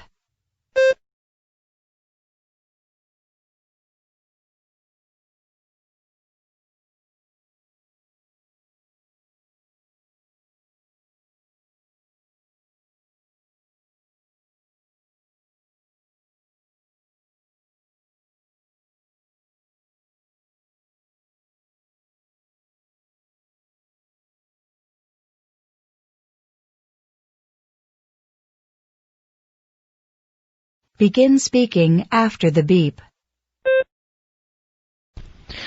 In the woman's opinion, the plans of the university to build new student dorms outside off campus are not good. She is against that because she thinks that the reason the university is giving, which is that there are too many cars on campus already, and there is no space for more dorms and more cars there, doesn't really work, because she says that if people live on campus, they don't even need a car to go to university, but if they live off campus, they will need a car to get there. That's her one reason, and she also says it's better for students if they live on campus, because that way they have better possibilities to enjoy all the benefits from their student life. They can take part in many of students' actions on campus without having to worry how to get there and how to get away from there again. She doesn't agree with the plan because she personally thinks that if the location of the students is on the campus, they will not need cars. So they will not need parking because they will use the campus transportation. But of course, if they are out, they will need cars, and it will be bad for the campus. And she thinks that if people are on the campus, they can assist to campus happening, and it's very important because with that they can be part of university community, which is more important than being out of the campus and meeting other people.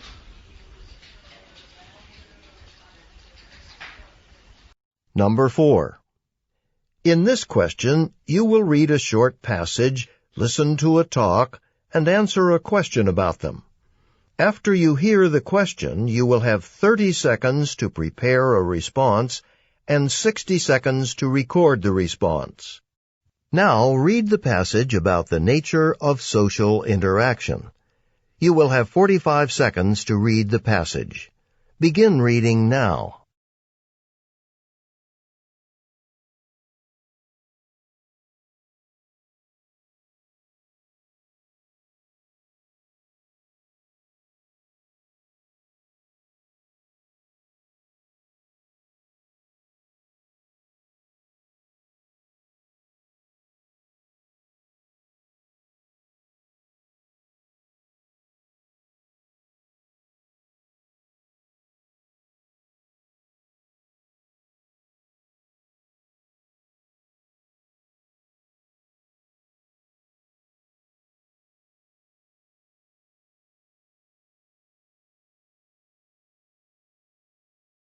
Now listen to part of a talk in a sociology class. The professor is discussing audience effects. Okay, so we said that the way we interact with others has an impact on our behavior. In fact, there's some interesting research to suggest that in one type of interaction, when we're being observed, specifically when we know we're being watched as we perform some activity, we tend to increase the speed at which we perform that activity. In one study, college students were asked to each put on a pair of shoes with laces they would have to tie. Now, one group of students was told that they would be observed. The second group, however, didn't know they were being observed. The students who were aware that they were being watched actually tied their shoes much faster than the students who thought they were alone. Other studies confirm the same is true even when we're learning new activities. Let's say someone is learning a new task, for example, learning how to type. When they're conscious of being observed, they'll likely begin typing at a much faster rate than they would if they were alone. But, and this is interesting, the study also showed that certain common behavior, things people typically do, like making mistakes when you're learning something new, that behavior pattern will also increase. So in other words, when we're learning to type and we know we're being watched, we'll type faster, but we'll also make more mistakes. Explain how the examples of tying shoes and learning to type demonstrate the principle of audience effects.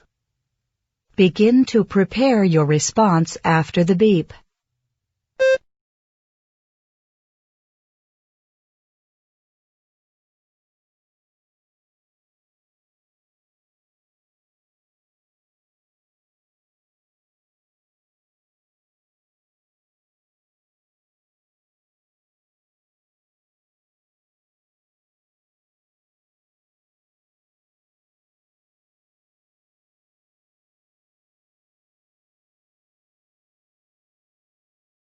Begin speaking after the beep. To begin my statement, I have to say that there are two main different kinds how you evaluate other people or your own. If you evaluate other people, you look just first on the personality or something to connect with the character. If you look at yourself, you see more the surrounding or the situation than you are, and don't see the fools or problems for yourself or what you do by yourself. And the professor has two examples to illustrate these differences, how people explain behavior. First, he was in line and a person jumped before him. He did line jumping, and he was very annoyed about this fact because he thought this person is rude or selfish. But just a couple of days later, he was in a hurry and had an important meeting, only a meeting, and then he did the same, and he just explained his behavior due to the fact that he had no time at an important meeting, and so he thought it was nothing wrong. The two examples discussed by the professor illustrate difference in the ways people explain behavior, because the first one, he doesn't understand why somebody took his place in the store. He thought that people was selfish, but in fact he didn't realize why the people took his place. And the second example, he was in a hurry, and he took the place of somebody else, and this is explained by the fact that when people explain somebody's behavior, they base on the character and not on the situation of the other people. Number 5.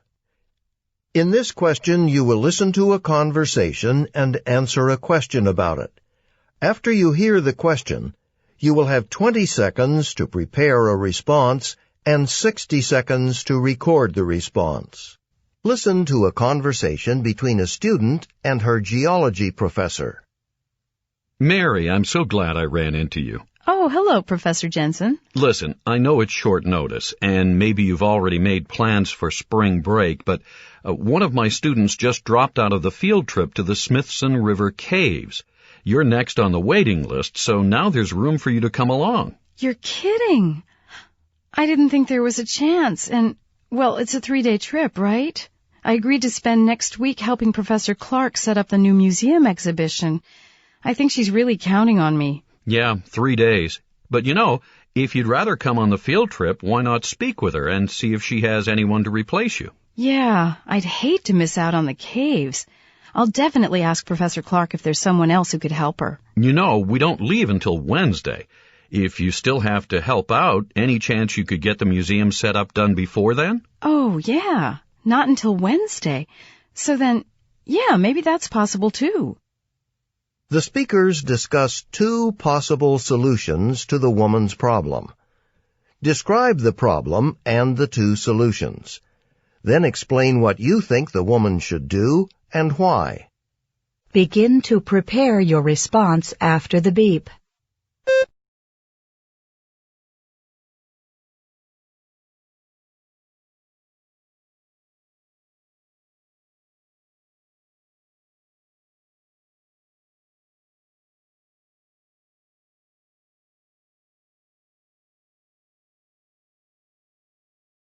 Begin speaking after the beep. Well, the problem of the student is that she had to take a course of American literature, but she didn't previously. But now this is her last semester, and the course is not offered anymore, so she can't put it off. The advisor offers her to take the course in another university, but it has drawbacks since she would be commuting every day and it would be exhausting. And the second opportunity is to take a graduate course, which would certainly be more difficult. Still, as far as I'm concerned, this is a solution I prefer, because the graduate course must be much more interesting, and plus she won't have to commute every morning and evening, so it would be less tiring and more interesting. The woman's problem is that she has to have an American literature course to validate his grade, and her problem is that that course is not offered next term, and the next term is her last term. So the professor discussed about 2 solutions. He proposed for her to have that course in another university, but as the other university is too far, I prefer the second solution he proposed. He proposed to have the course in a graduate course of the same university. Number 6. In this question, you will listen to part of a lecture and answer a question about it. After you hear the question, you will have 20 seconds to prepare a response and 60 seconds to record the response. Now listen to part of a talk in an economics class. So, let's talk about money. What is money? Well, typically people think of coins and paper bills as money, but that's using a somewhat narrow definition of the term. A broad definition is this: money is anything that people can use to make purchases with. Since many things can be used to make purchases, money can have many different forms. Certainly, coins and bills are one form of money. People exchange goods and services for coins or paper bills, and they use this money, these bills, to obtain other goods and services. For example, you might give a taxi driver $5 to purchase a ride in his taxi, and he in turn gives the $5 to a farmer to buy some vegetables. But as I said, coins and bills aren't the only form of money under this broad definition. Some societies make use of a barter system. Basically, in a barter system, people exchange goods and services directly for other goods and services. The taxi driver, for example, might give a ride to a farmer in exchange for some vegetables. Since the vegetables are used to pay for a service, by our broad definition, the vegetables are used in barter as a form of money. Now, as I mentioned, there's also a second, a narrower definition of money. In the United States, only coins and bills are legal tender, meaning that by law, a seller must accept them as payment. The taxi driver must accept coins or bills as payment for a taxi ride, okay? But in the U.S., the taxi driver is not required to accept vegetables in exchange for a ride. So a narrower definition of money might be whatever is legal tender in a society, whatever has to be accepted as payment. Using points and examples from the talk, explain the two definitions of money presented by the professor. Begin to prepare your response after the beep.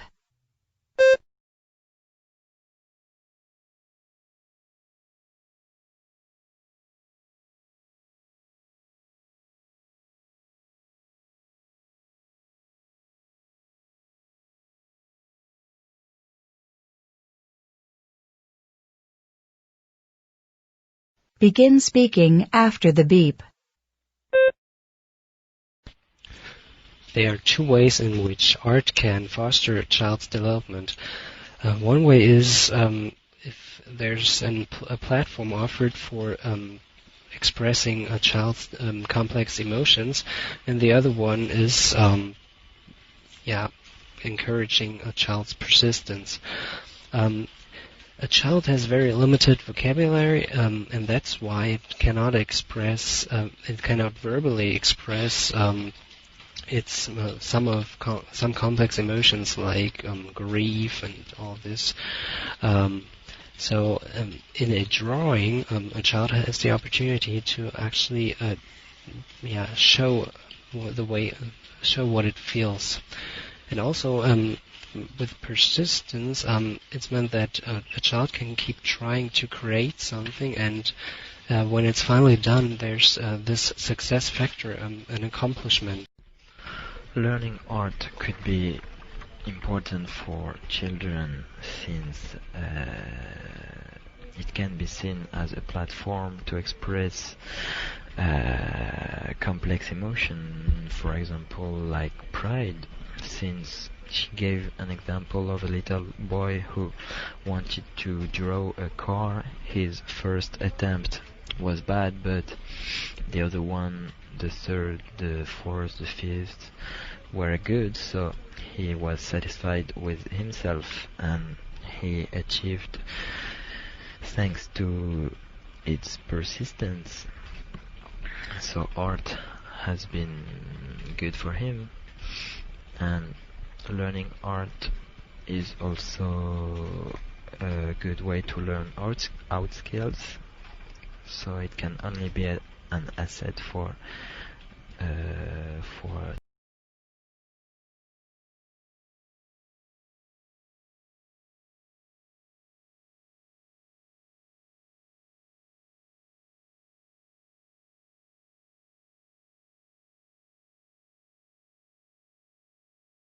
Number 1. In this question, you will be asked to talk about a familiar topic. After you hear the question, you will have 15 seconds to prepare a response and 45 seconds to record the response. What characteristics do you think make someone a good parent? Explain why these characteristics are important to you. Begin to prepare your response after the beep.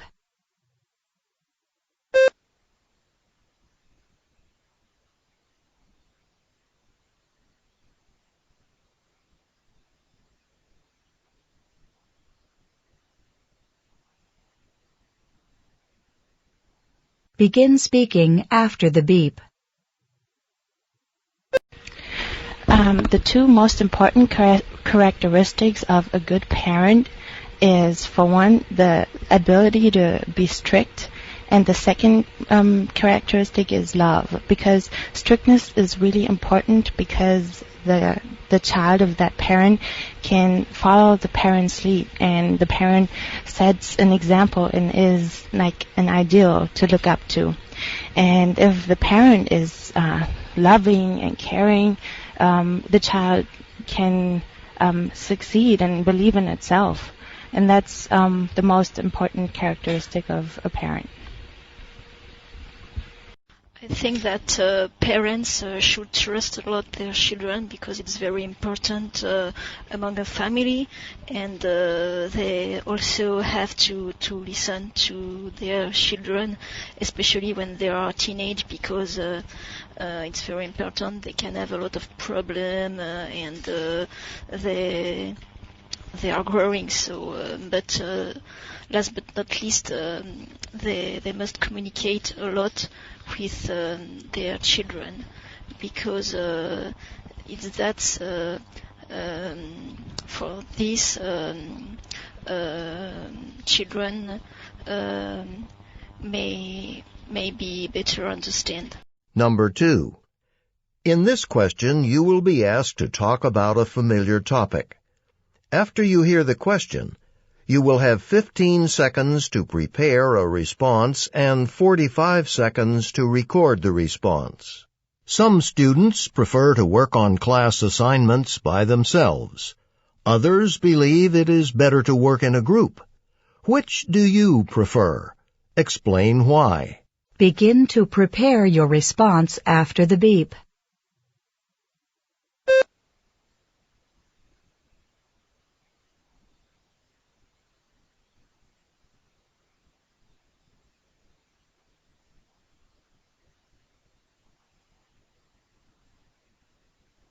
Begin speaking after the beep. If I work on a class assignment, I prefer to work on myself better than to work in a group, simply because I like to do things the way I see them. For example, sometimes I've got very particular opinions on a topic, and I really want to express them. If I'm working in a group, I have to adjust to other people's opinions. And I can monitor my time on my own. I'm quite good at that and like to have a very structured approach to things and finish things at certain times. If I always have to rely on other people in a group, things might not be finished at the time I want them to be finished. So I prefer to work on my own. Both of these assignments have their good things. So first of all, in the group you have different ideas and everybody knows something else from a topic, and you can yes.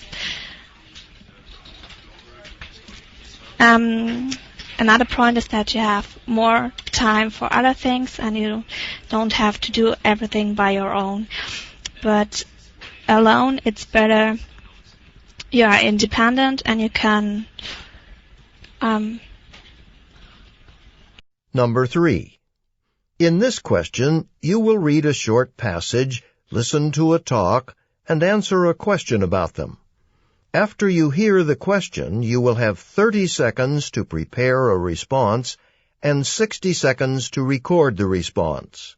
The university's Dining Services Department has announced a change. Read an announcement about this change. You will have 45 seconds to read the announcement. Begin reading now.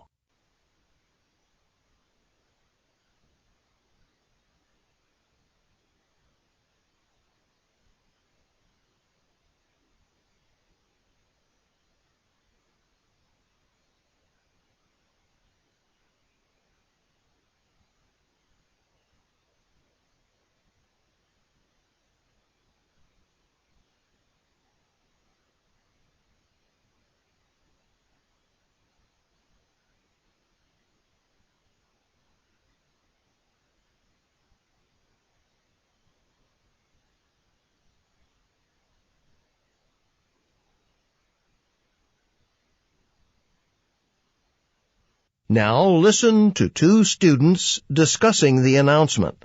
Do you believe any of this? It's ridiculous. What do you mean? Well, it is important to eat healthy foods. Sure it is. But they're saying yogurt's better for you than an omelet or than hot cereal? I mean, whether something's hot or cold, that shouldn't be the issue. Except maybe on a really cold morning. In that case, which is going to be better for you? A bowl of cold cereal or a nice warm omelet? It's obvious. There's no question. No, I'm not going to argue with you there. And this whole thing about saving money. What about it?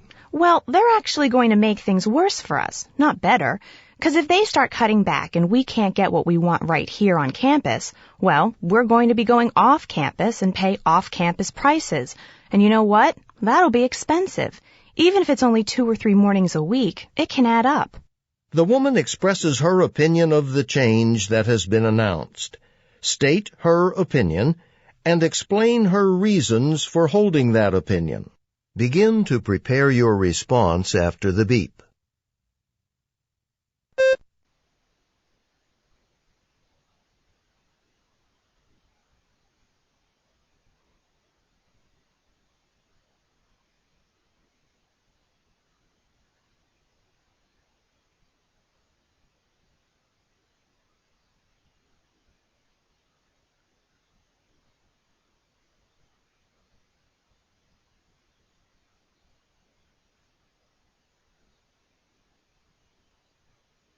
Begin speaking after the beep.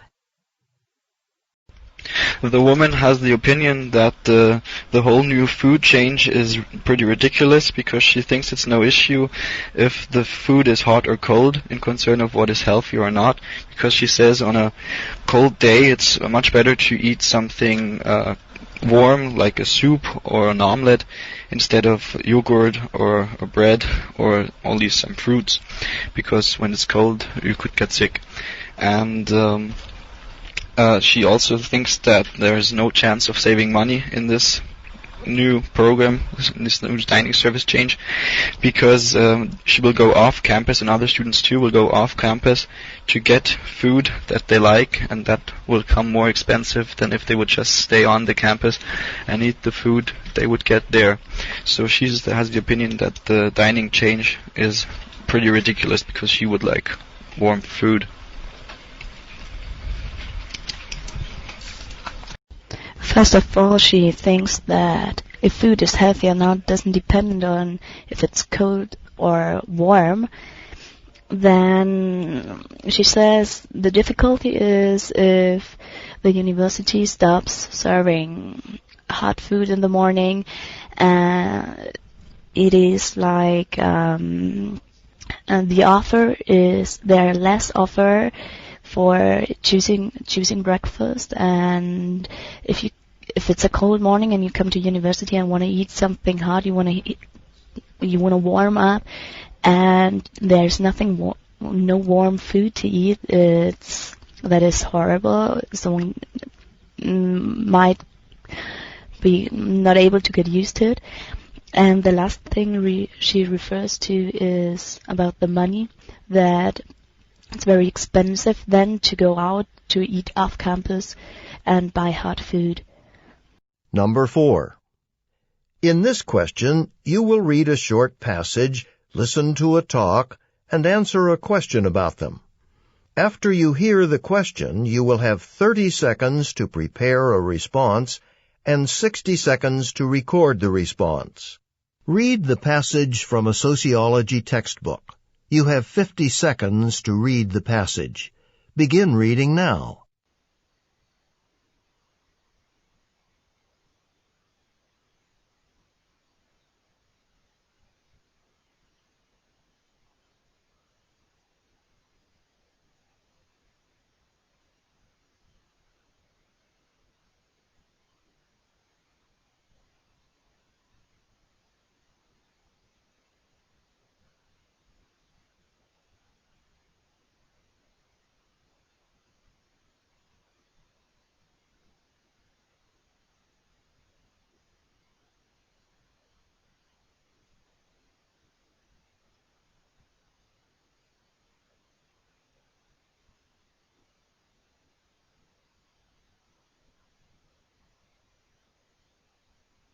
Now listen to part of a lecture about this topic in a sociology class. This is a true story from my own life. In my first year in high school, I was addicted to video games. I played them all the time, and I wasn't studying enough. I was failing chemistry. That was my hardest class. So this was a conflict for me because I wanted a good job when I grew up, and I knew that if you want a good career, you got to do well in school. But I just couldn't give up video games. I was completely torn. And my solution was to change my perspective. See, the only class I was doing really badly in was chemistry. In the others, I was okay. So I asked myself if I wanted to be a chemist when I grew up. And the fact is, I didn't. I was pretty sure I wanted to be a sociologist. So I told myself my chemistry class didn't matter, because sociologists don't really need to know chemistry. In other words, I changed my understanding of what it meant to do well in school. I reinterpreted my situation. I used to think that doing well in school meant doing well in all my classes. But now I decided that succeeding in school meant only doing well in the classes that related directly to my future career. I eliminated the conflict, at least in my mind. Using the example discussed by the professor, explain what cognitive dissonance is and how people often deal with it. Begin to prepare your response after the beep.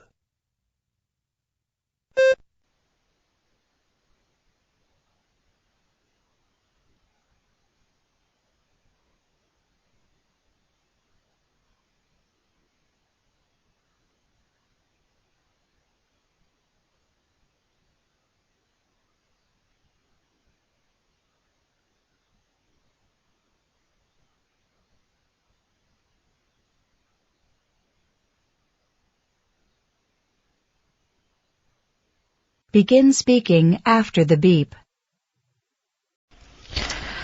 Cognitive dissonance is a conflict between your actions and your beliefs. As a consequence of this conflict, you don't change your actions, but you just change your interpretation of your situation.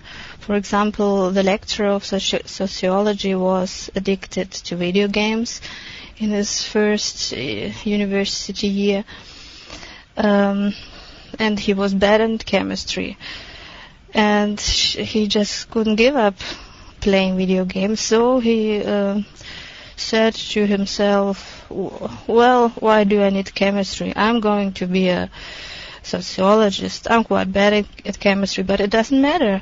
I just change the perspective and reinterpret the situation, and so everything is okay, and my future is safe. Cognitive dissonance is when there's a contradiction between actions that people do and their belief.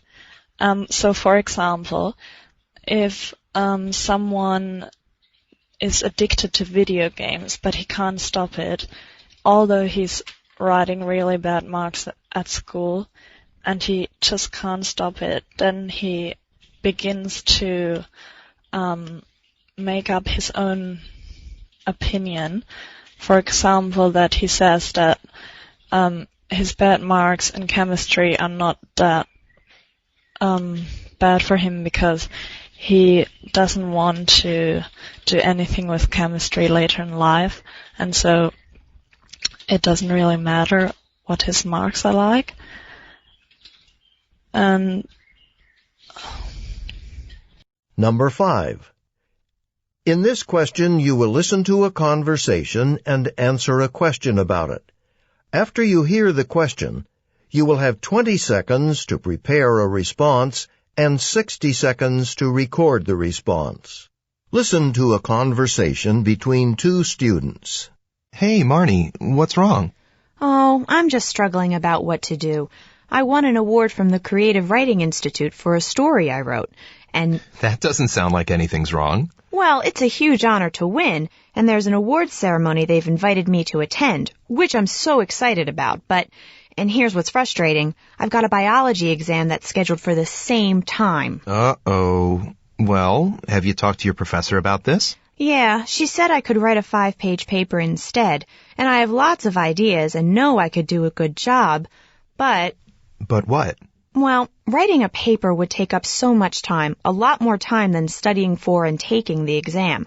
I have lots of other schoolwork to deal with. Oh. Or you could have someone else receive the award for you. I mean, go in your place and accept it on your behalf. Maybe.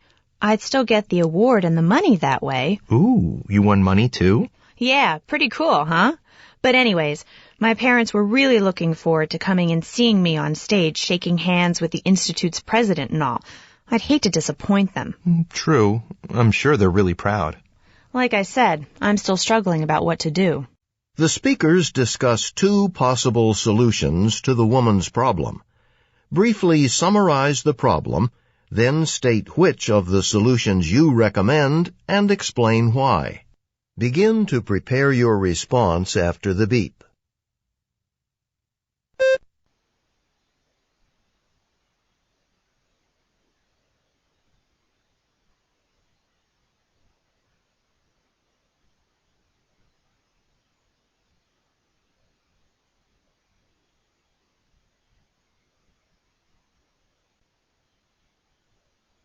Begin speaking after the beep.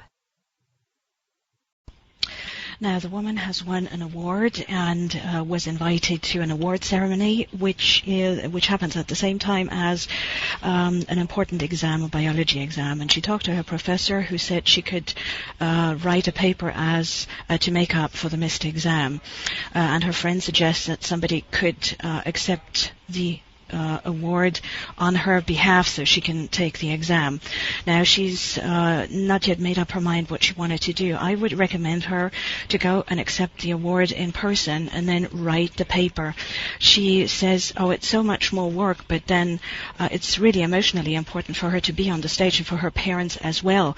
And hard work never has hurt anybody. So I would go ahead and take the award, accept the award myself, and then write the paper. The woman doesn't know what to do. She wants to take the exam, but she also wants to take the reward. She wants to be there on stage, particularly when her parents will be there, especially because their parents will be there. And she really doesn't want to write a 5 pages essay, because that will take a lot of time, and she has to prepare for the other exams. I think I would write a 5 pages exam and essay, and I would not go to take the exam. Number 6. In this question, you will listen to part of a lecture and answer a question about it. After you hear the question, you will have 20 seconds to prepare a response and 60 seconds to record the response. Now listen to part of a lecture in a psychology class. The professor is discussing advertising strategies. In advertising, various strategies are used to persuade people to buy products. In order to sell more products, advertisers will often try to make us believe that a product will meet our needs or desires perfectly, even if it's not true. The strategies they use can be subtle, friendly forms of persuasion that are sometimes hard to recognize. In a lot of ads, repetition is a key strategy. Research shows that repeated exposure to a message, even something meaningless or untrue, is enough to make people accept it or see it in a positive light. You've all seen the car commercials on TV, like the one that refers to its roomy cars over and over again. You know which one I mean. This guy is driving around and he keeps stopping to pick up different people.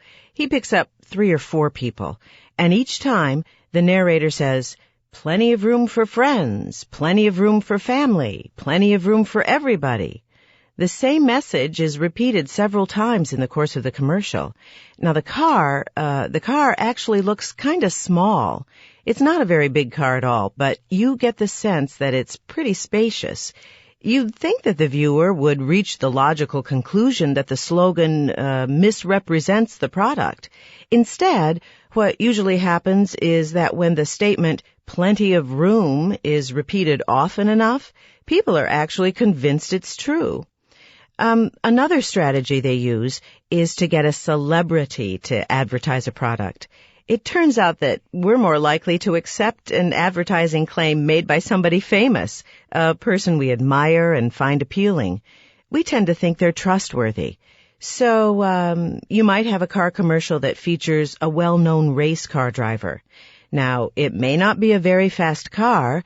It could even be an inexpensive vehicle with a low performance rating. But if a popular race car driver is shown driving it and saying, "I like my cars fast," then people will believe the car is impressive for its speed.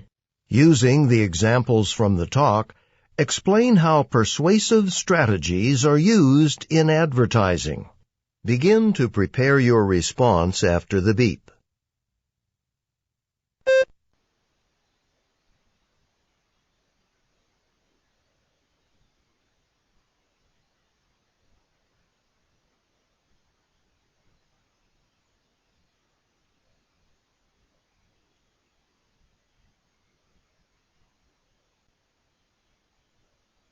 Begin speaking after the beep.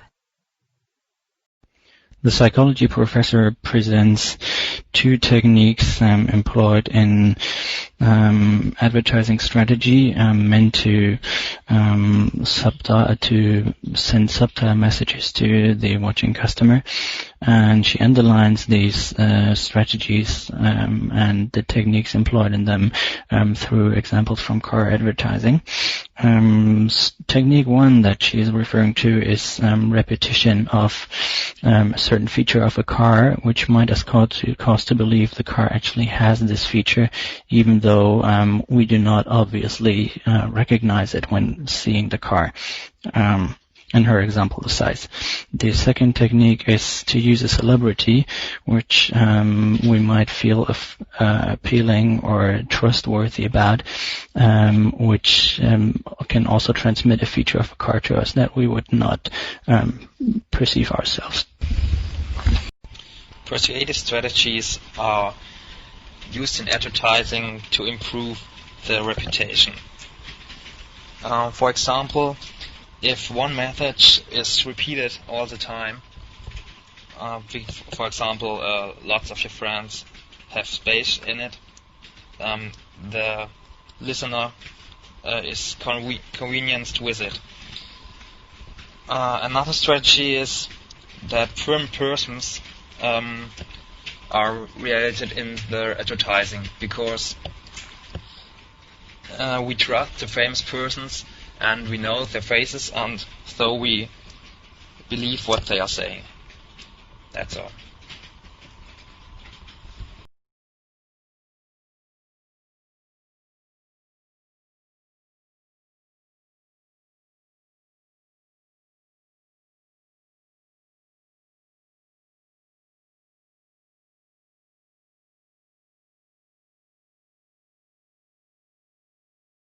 Number 1.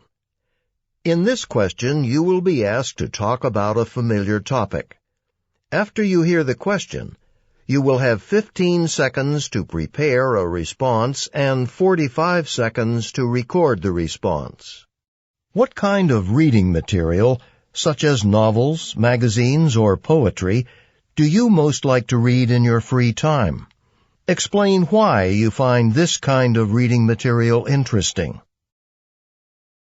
Begin to prepare your response after the beep.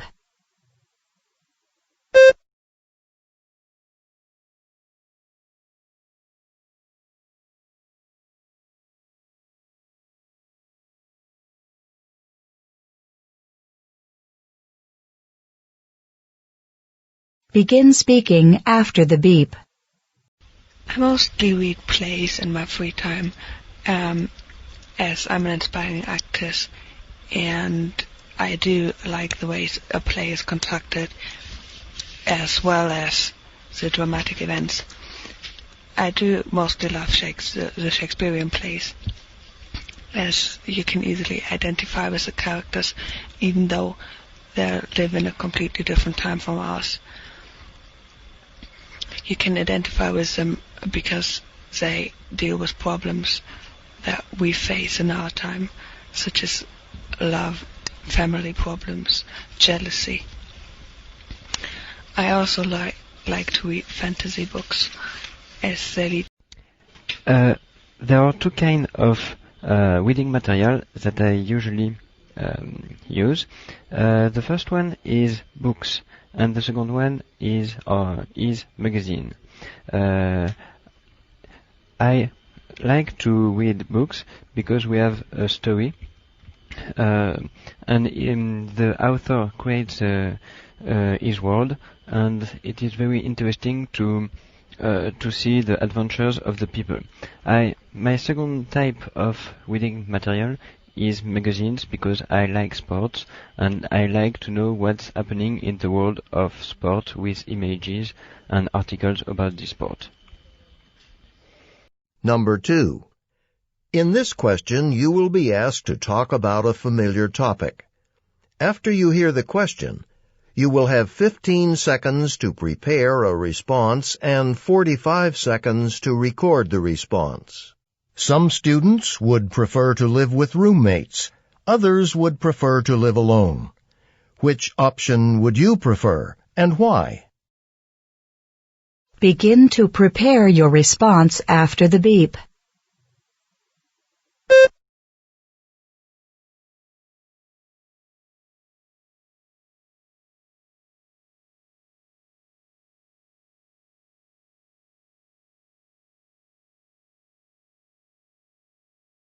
Begin speaking after the beep. On the one hand, I think to live with a roommate could be a good thing since you always have somebody to talk with when you have problems or things like that, and it's a good way to meet people. But on the other hand, you can't really do whatever you want. I mean, if you like parties and if your roommate does not, it's not a good thing for you. You are not free to do what you like, and it's not really interesting, and it's well, I live by myself and I'm very glad since I can do what I want. I have nobody to tell me what to do. And some students will prefer to live with romances. However, I prefer live in the Illuminism because it is a period there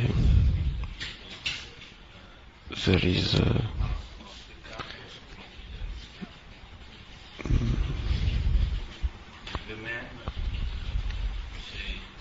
Number 3. In this question, you will read a short passage, listen to a talk, and answer a question about them. After you hear the question, you will have 30 seconds to prepare a response and 60 seconds to record the response. Read the article from the university newspaper about the plan to build new student housing. You will have 50 seconds to read the article. Begin reading now.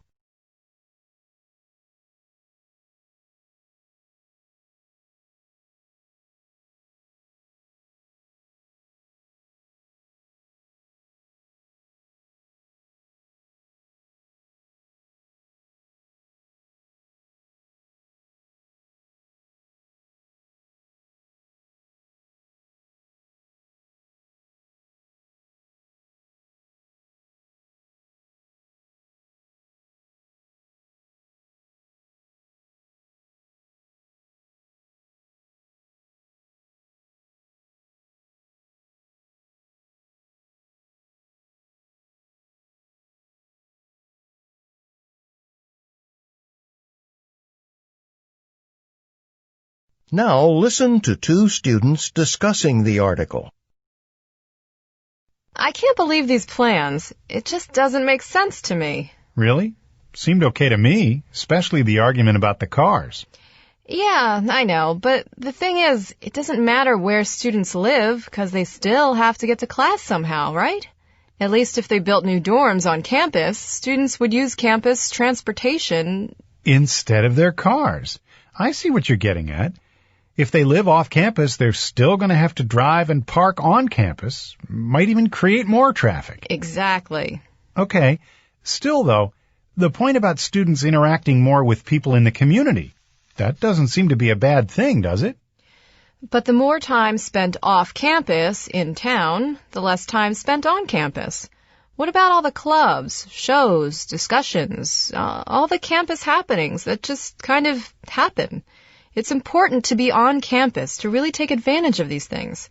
Having a different living experience shouldn't be given up at the expense of not being as much a part of the university community. The woman expresses her opinion of the university's plan. State her opinion and explain the reasons she gives for holding that opinion. Begin to prepare your response after the beep.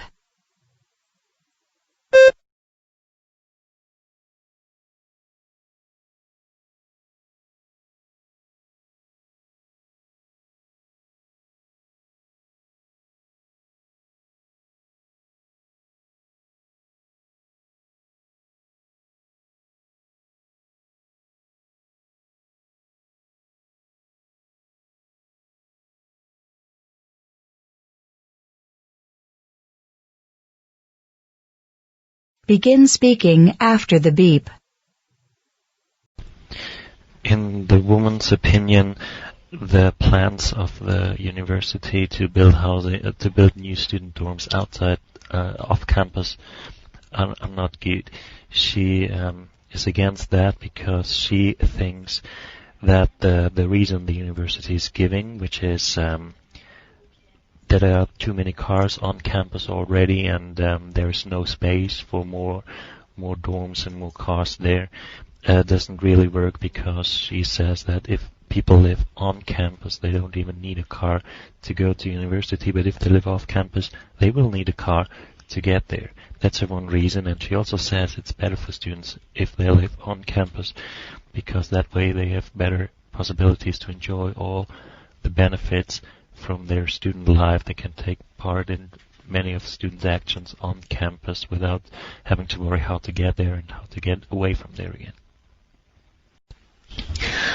She doesn't agree with the plan because she personally thinks that if the location of the students is on the campus, they will not need cars.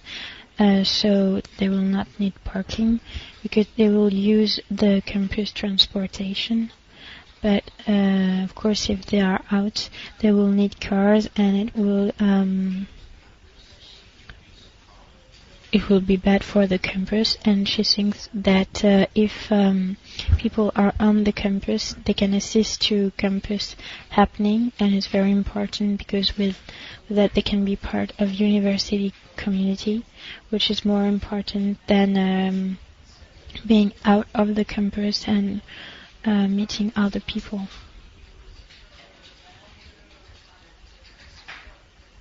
Number 4. In this question, you will read a short passage, listen to a talk, and answer a question about them. After you hear the question, you will have 30 seconds to prepare a response and 60 seconds to record the response. Now read the passage about a topic in psychology. You will have 45 seconds to read the passage. Begin reading now.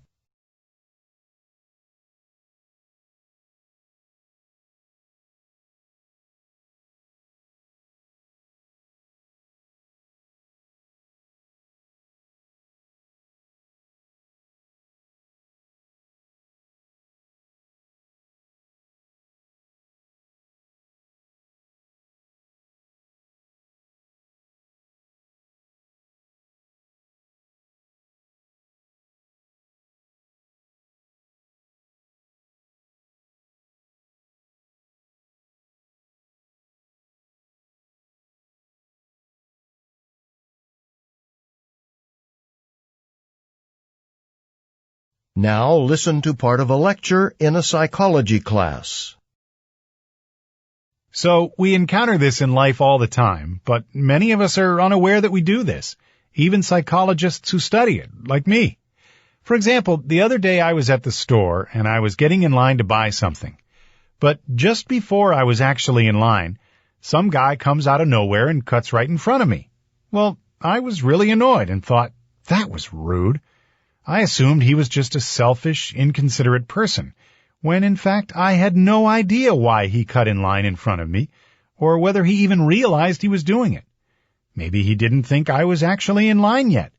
But my immediate reaction was to assume he was a selfish or rude person. Okay, so a few days after that, I was at the store again, only this time I was in a real hurry. I was late for an important meeting, and I was frustrated that everything was taking so long. And what's worse, all the checkout lines were long, and it seemed like everyone was moving so slowly. But then I saw a slightly shorter line. But some woman with a lot of stuff to buy was walking toward it, so I basically ran to get there first before her. And, well, I did. Now, I didn't think of myself as a bad or rude person for doing this. I had an important meeting to get to. I was in a hurry, so, I had done nothing wrong. Explain how the two examples discussed by the professor illustrate differences in the ways people explain behavior. Begin to prepare your response after the beep.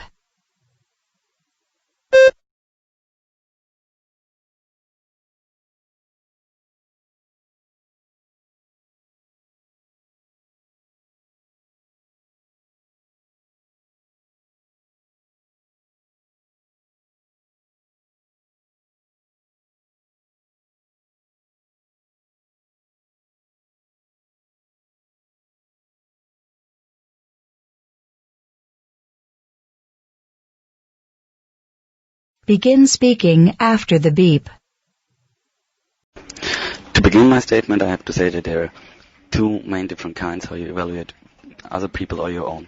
If you evaluate other people, you look just first on the personality or some things you connect with the character.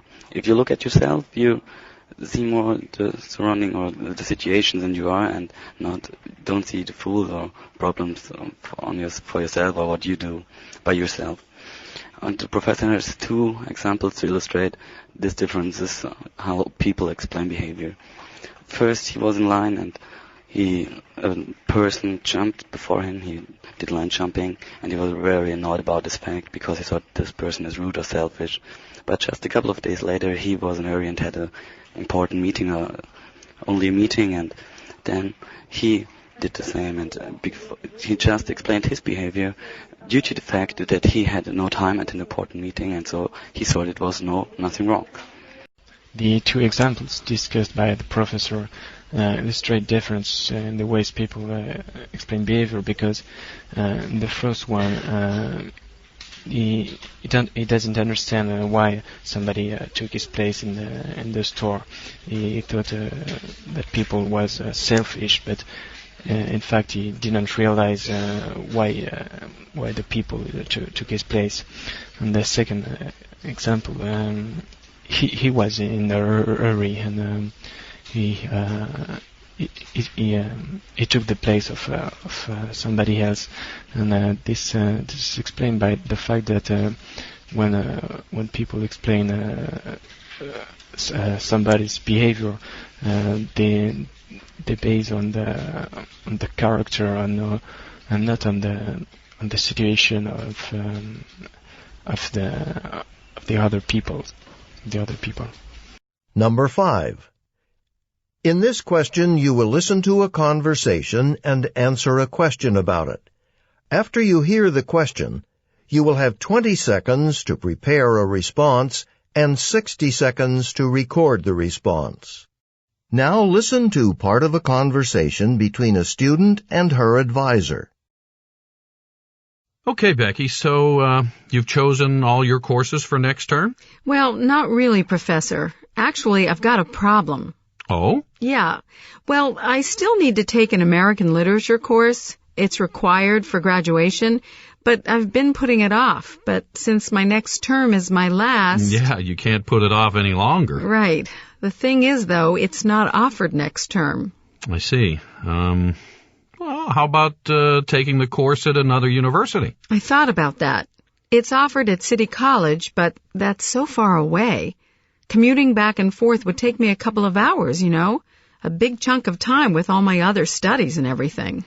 True, but it's been done. Or there are a couple of graduate courses in American literature. Why not take one of those? Yeah, but wouldn't that be hard, though? I mean, it's a graduate course. That'd be pretty intense. Yeah, it'd probably mean more studying than you're used to, but I'm sure it's not beyond your abilities. The speakers discuss 2 possible solutions to the woman's problem. Briefly summarize the problem, then state which solution you prefer and why. Begin to prepare your response after the beep.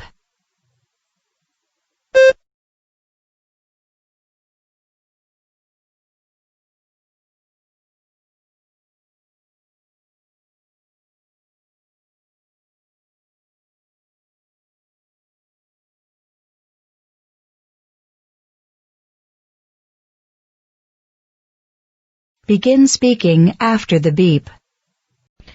Well, the problem of the student is that she had to take a course of American literature, but she didn't previously. But now this is her last semester, and the course is not offered anymore, so she can't put it off. The advisor offers her to take the course in another university, but it has drawbacks since she would be commuting every day and it would be exhausting. And the second opportunity is to take a graduate course, which would certainly be more difficult. Still, as far as I'm concerned, this is a solution I prefer, because the graduate course must be much more interesting, and plus she won't have to commute every morning and evening, so it would be less tiring and more interesting. The woman problem is that she has to have an American literature course to validate his grade, and her problem is that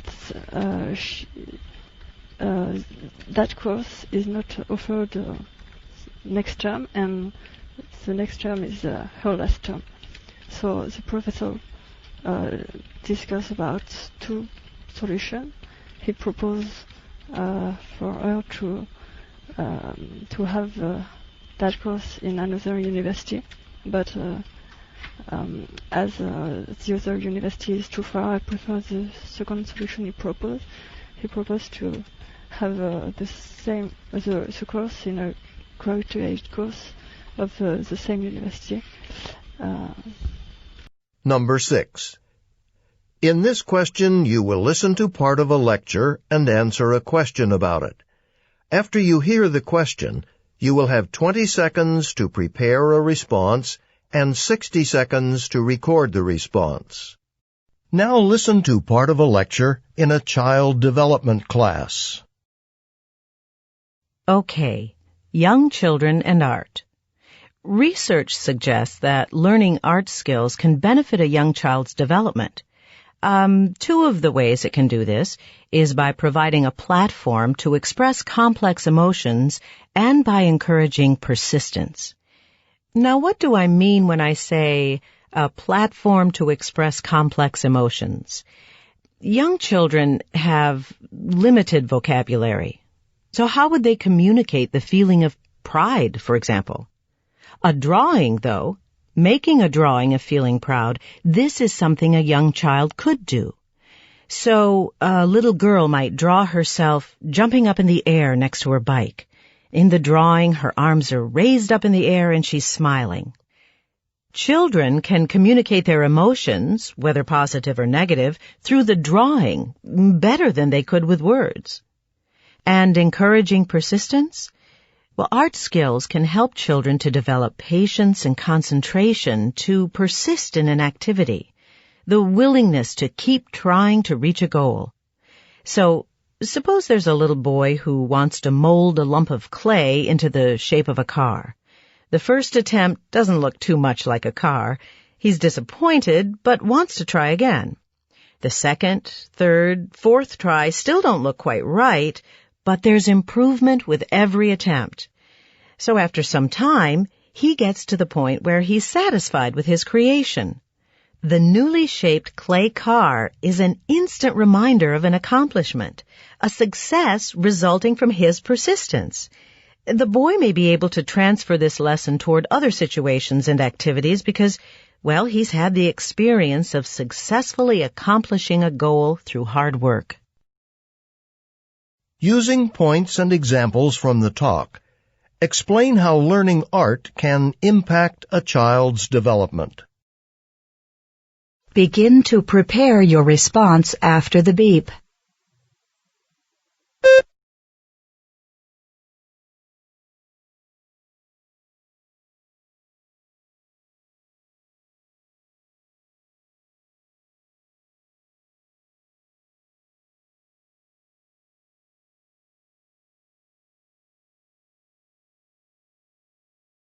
Begin speaking after the beep.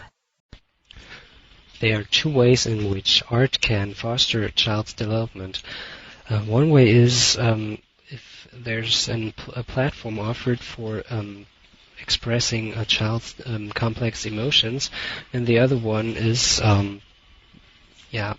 encouraging a child's persistence.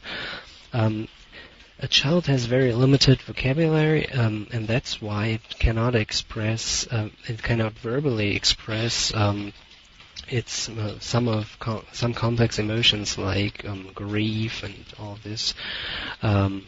So in a drawing, a child has the opportunity to actually show what it feels, and also with persistence, it's meant that a child can keep trying to create something, and when it's finally done, there's this success factor, an accomplishment.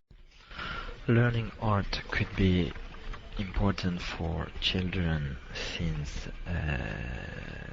it can be seen as a platform to express complex emotion, for example, like pride, since she gave an example of a little boy who wanted to draw a car. His first attempt was bad, but the other one, the third, the fourth, the fifth were good, so he was satisfied with himself, and he achieved thanks to its persistence. So art has been good for him, and learning art is also a good way to learn art skills, so it can only be an asset for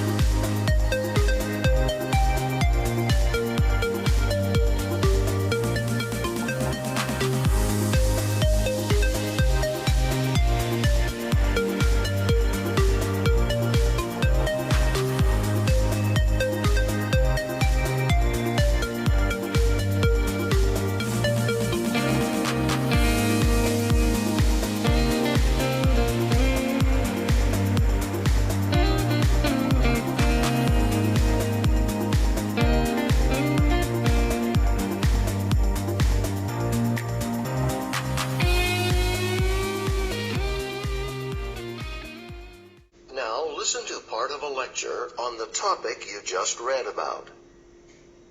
It's quite possible that R. robustus actively chased and hunted moving dinosaurs. It was not just a scavenger that ate eggs. First, about R. robustus being too small to hunt dinosaurs. Sure, it would have been too small to have hunted a full-grown psittacosaur, but that doesn't mean it couldn't have hunted baby dinosaurs. R. robustus was considerably bigger than a baby psittacosaur would have been, which supports the idea that R. robustus was a hunter. You see, most predators have at least twice the mass of the animals they prey on, and R. robustus was more than twice the mass of the dinosaur in its stomach. Those size relations are exactly what we would expect to find if R. robustus hunted baby psittacosaurs and similarly sized dinosaurs. Second, the length and position of R. robustus's legs. Well, there's a modern mammal known as the Tasmanian devil. Like R. robustus, the Tasmanian devil also has short legs positioned a little to the side, and yet the Tasmanian devil can achieve speeds of up to 15 kilometers per hour and is an active and successful predator. Clearly, if the Tasmanian devil can run fast enough to catch prey, an ancient mammal with similar legs probably could too. Third, the absence of teeth marks on the psittacosaur's bones. The reading overlooks some important facts about R. robustus. While R. robustus had powerful jaws that it used for grabbing and holding on to prey, it didn't use its back teeth for chewing. We've concluded this because there isn't much wear on the back teeth of various R. robustus specimens. Given this evidence, it seems that R. robustus swallowed its prey whole or in big pieces. So, given the way R. robustus consumed meat, we shouldn't expect to find tooth marks on the bones of prey in its stomach. Summarize the points made in the lecture, being sure to explain how they respond to the specific points made in the reading passage.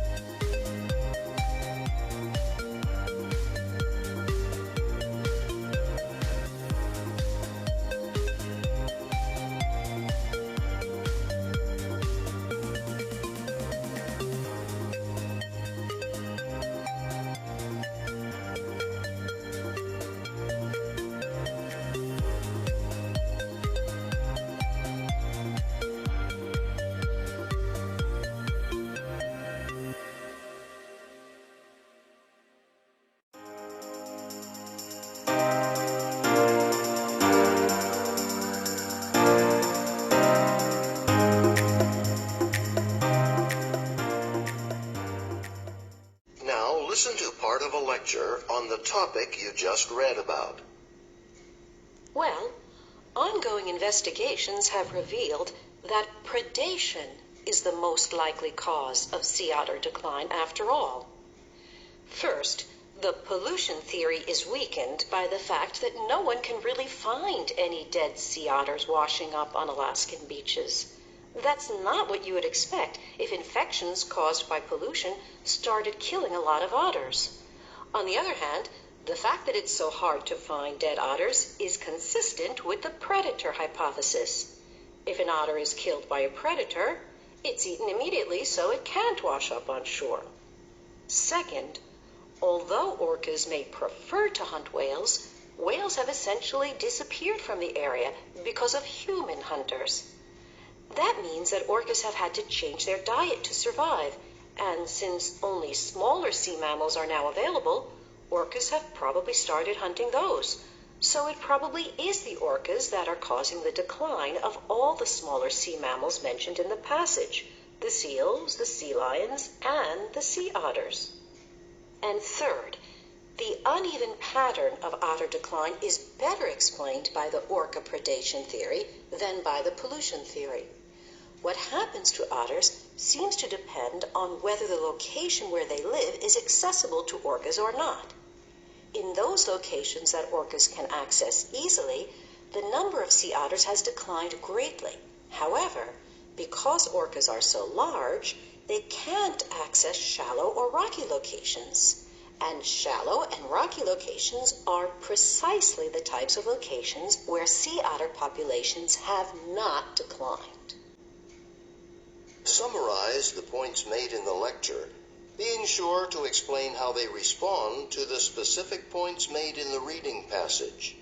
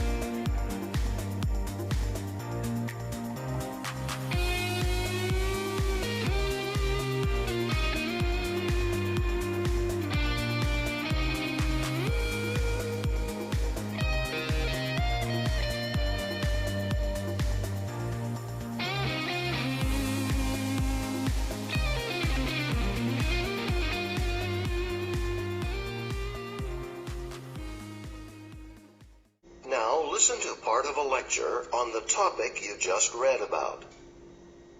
It is often said that people are reading less literature today than they used to.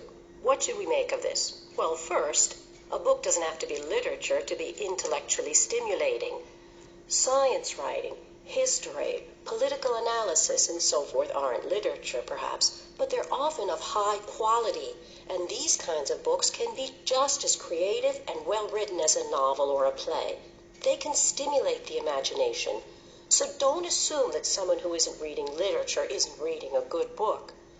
But let's say that people aren't just spending less time with literature, they're also spending less time with books in general. Does that mean that the culture is in decline? No, there's plenty of culturally valuable material that isn't written. Music and movies, for example. Are people wasting their time when they listen to a brilliant song or watch a good movie?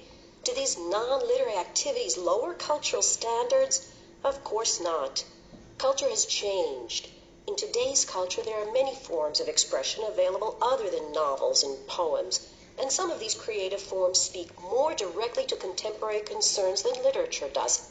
Finally, it's probably true that there's less support for literature today than in earlier generations, but don't be too quick to blame the readers. Sometimes it's the author's fault. Let's be honest. A lot of modern literature is intended to be difficult to understand. There's not much reason to suppose that earlier generations of readers would have read a lot of today's literature either. Summarize the points made in the lecture, being sure to explain how they cast doubt on specific points made in the reading passage.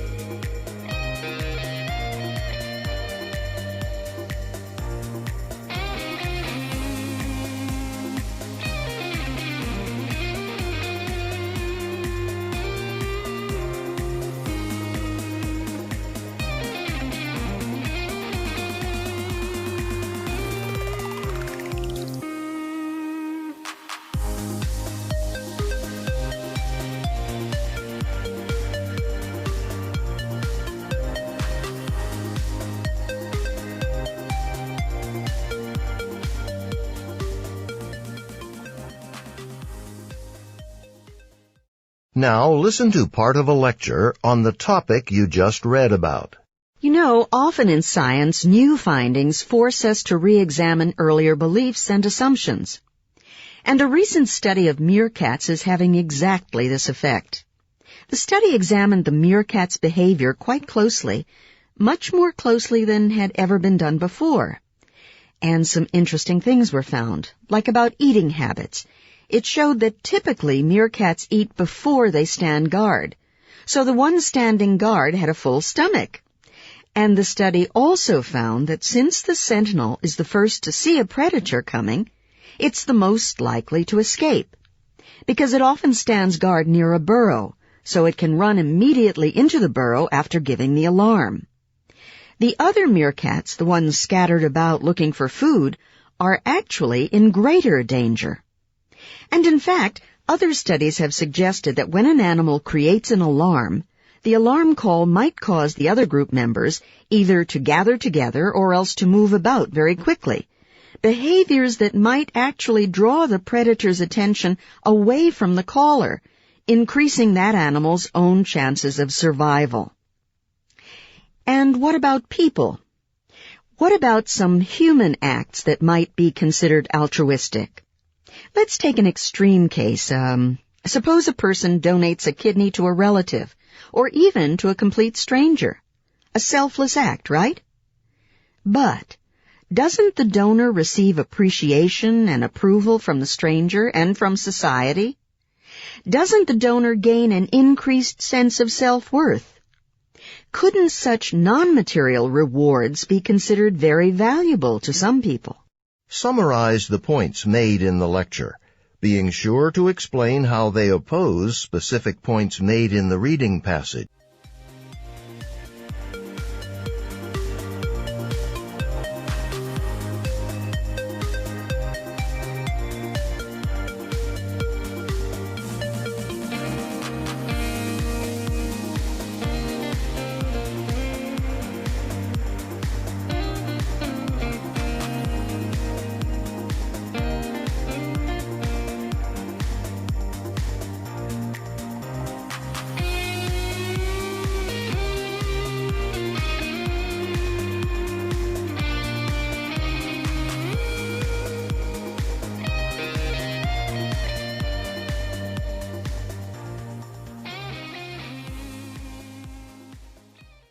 Now listen to part of a lecture on the topic you just read about. Lately, we've been seeing some professors on television. Though it's sometimes claimed to be a good thing, we should question whether anybody really benefits from it. First of all, it's not good for the professors themselves, not from a professional standpoint. Rightly or wrongly, a professor who appears on TV tends to get the reputation among fellow professors of being someone who is not a serious scholar, someone who chooses to entertain rather than to educate. And for that reason, TV professors may not be invited to important conferences, important meetings to discuss their academic work. They may even have difficulty getting money to do research. So for professors, being a TV celebrity has important disadvantages. A second point is that being on TV can take a lot of a professor's time, not just the time on TV, but also time figuring out what to present and time spent rehearsing, travel time, even time getting made up to look good for the cameras. And all this time comes out of the time the professor can spend doing research, meeting with students, and attending to university business. So you can certainly see there are problems for the university and its students when professors are in the TV studio and not on campus. So, who does benefit? The public? That's not so clear either. Look, professors do have a lot of knowledge to offer, but TV networks don't want really serious, in-depth academic lectures for after-dinner viewing. What the networks want is the academic title, not the intellectual substance. The material that professors usually present on TV, such as background on current events or some brief historical introduction to a new movie version of a great literary work, This material is not much different from what viewers would get from a TV reporter who had done a little homework. Summarize the points made in the lecture, being sure to explain how they oppose specific points made in the reading passage.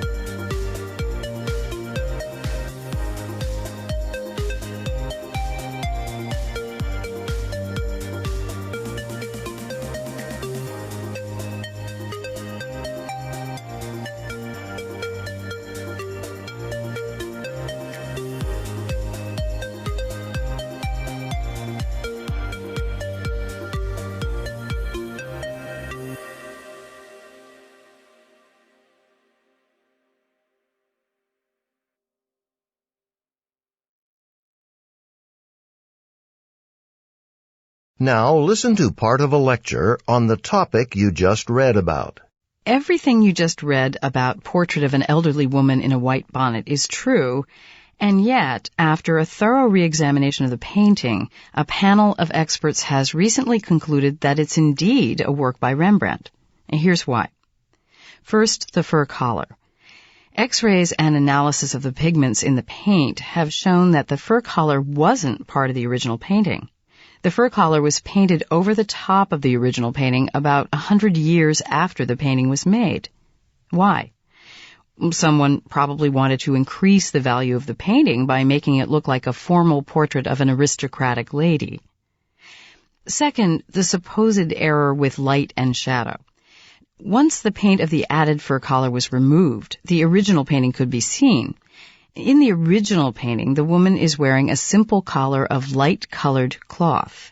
The light-colored cloth of this collar reflects light that illuminates part of the woman's face.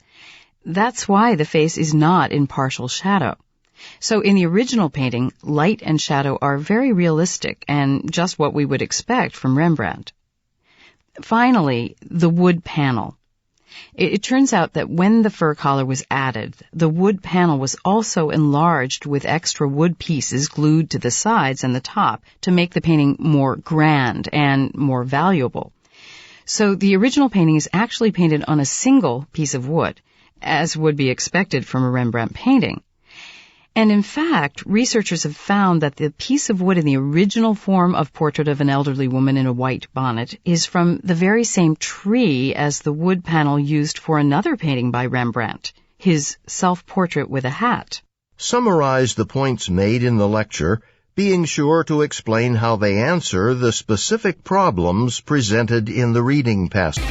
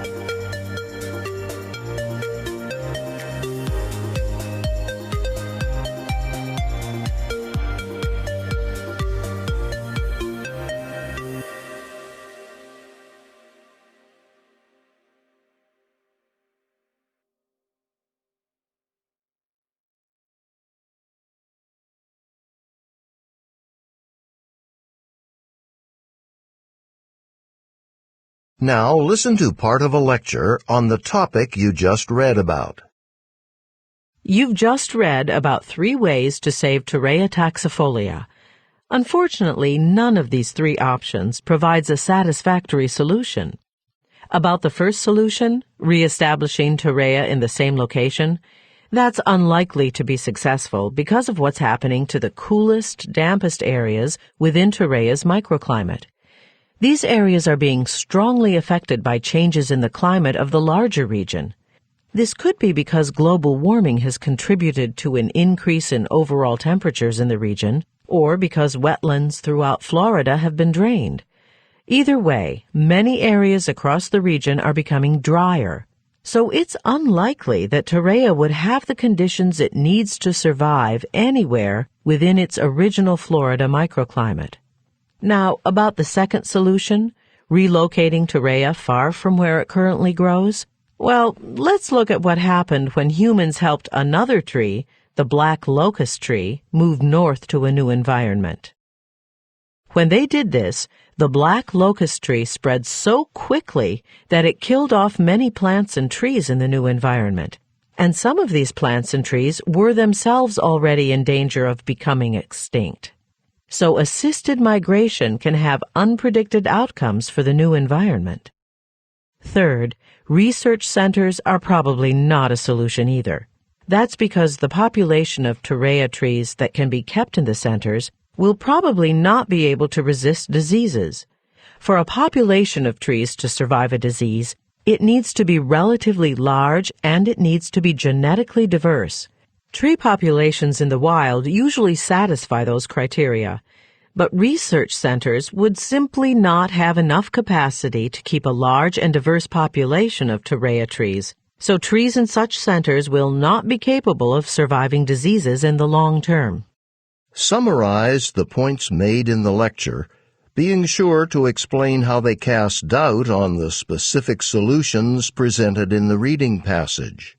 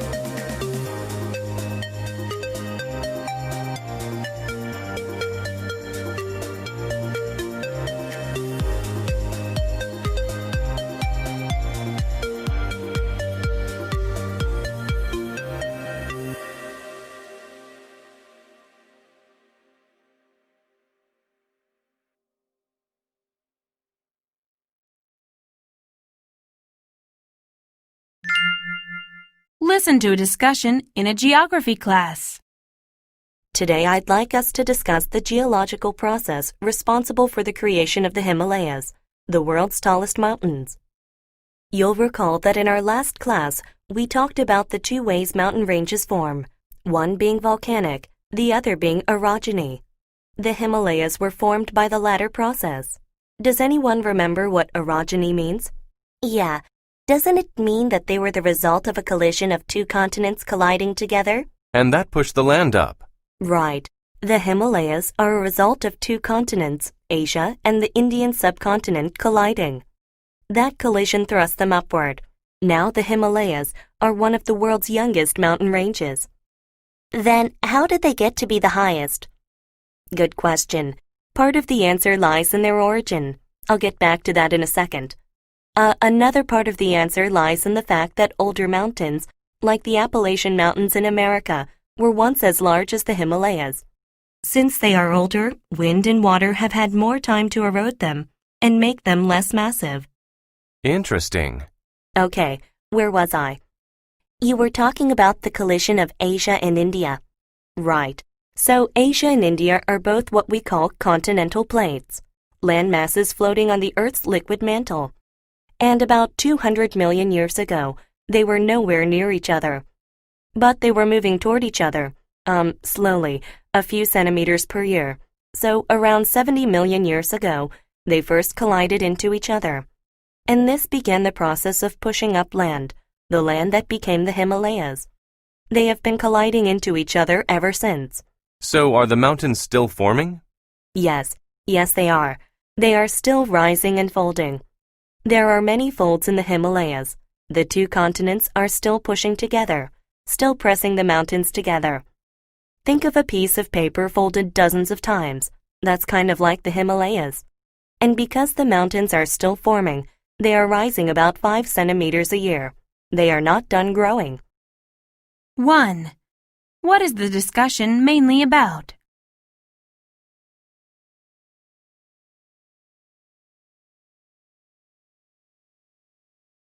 2. What is the process of orogeny?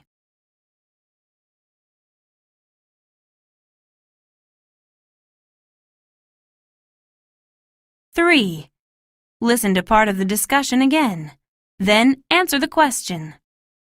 Another part of the answer lies in the fact that older mountains, like the Appalachian Mountains in America, were once as large as the Himalayas. Since they are older, wind and water have had more time to erode them and make them less massive. Interesting. Okay, where was I? Why does the professor say this? Okay, where was I?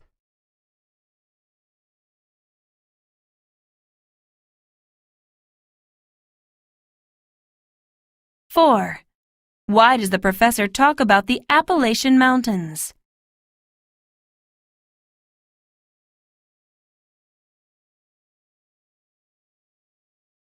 5. What can be inferred about old mountain ranges?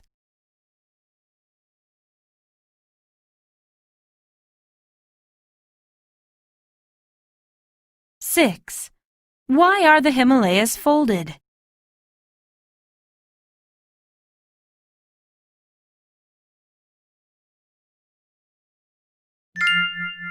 'Listen to a conversation between a student and a counselor.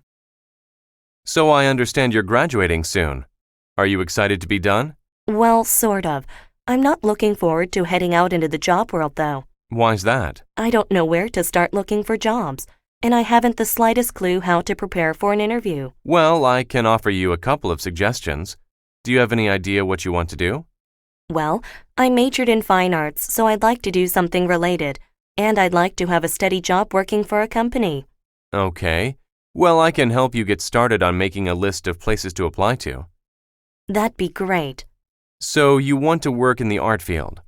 Have you thought about ad agencies or art galleries? I haven't, but those are both good ideas. Or let's see. The youth center is always looking for good art teachers. I would also suggest calling up the publishing companies in town and see if they need book illustrators. Does that help? Yes, but I definitely know that I don't want to teach. Okay. Well, you can look up local companies in the phone book, and while you're browsing, you might run across more possibilities. Great. So then when I call... Oh, right. You had also asked about interviews. I want to mention that you can schedule mock interviews here at Career Services. That way, you can practice interviewing, and we can help you perfect your skills. You can set up an appointment today if you like. That'd be really helpful. 1. Why does the woman visit the counselor?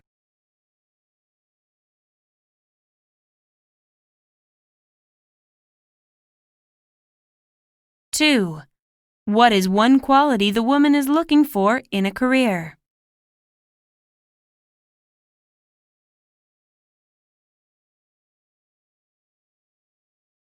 3. What can be inferred about the woman?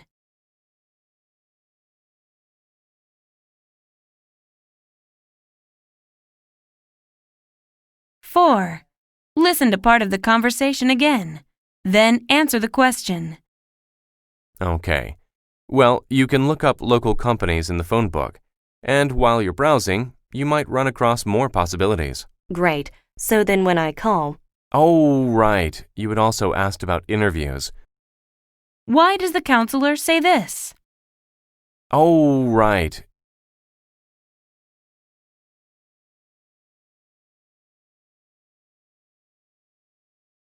5. Which of the following does the counselor suggest the woman do? For each action, place a check mark in the yes or no column.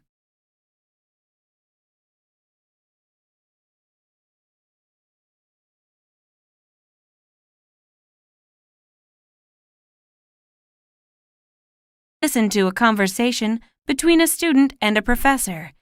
Hey, Professor. Hi, Kim. What's up? I want to go on the summer trip. I've always wanted to study the Great Barrier Reef. I can't believe that our school is sending students out there. Sign up. I would, but, well, I don't think I can afford it. Why not? Aren't you working? Yes, but pretty much all of my paycheck goes to either books or rent. Do you know about the Good Student Scholarship? No, what's that? It's a scholarship specifically for students traveling to foreign countries. You need at least a 3.0 GPA. What's your GPA? I think I have a 3.7. Well, you definitely should apply. The scholarship is easy to fill out, and they award it to about 10 students a semester. Go to the scholarship office. The applications are there. Really? I'll even write you a recommendation. I really want you to go on this trip. Thanks, Professor. I appreciate all of the information. 1. Why does the student go to the professor?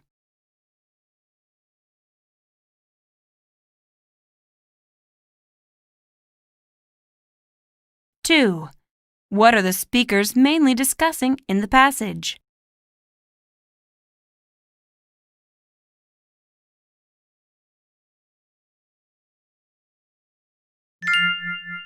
1. Astronomy. Listen to a lecture in an astronomy class. Did you know that Venus is hotter than Mercury? This seems strange because Venus is nearly twice the distance from the Sun as Mercury is. But in fact, the temperature of Venus is over 460 degrees Celsius, whereas Mercury ranges between 420 and minus 220 degrees. I'll explain how this is possible. While Mercury has no atmosphere, and this is important, Venus has a thick atmosphere. It consists of carbon dioxide and thick clouds of sulfur dioxide. This combination creates the strongest greenhouse gases in our solar system. Interestingly, the sulfur dioxide reflects 60% of the sun's rays away from the planet. This prevents Venus from being lit with much sunlight. However, 96.5% of its atmosphere consists of carbon dioxide, which traps the sun's heat between the atmosphere and the planet's surface. This is what makes the planet so hot. Venus used to be similar to Earth, but all its water evaporated. This helped in creating the high amounts of greenhouse gases in the atmosphere. If the carbon dioxide were removed from Venus's atmosphere, then it would have similar temperatures to that of Earth. 1. What is one characteristic of the planet Mercury?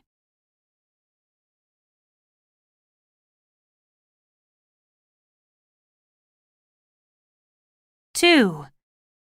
What does the thick cloud of sulfur dioxide around Venus do?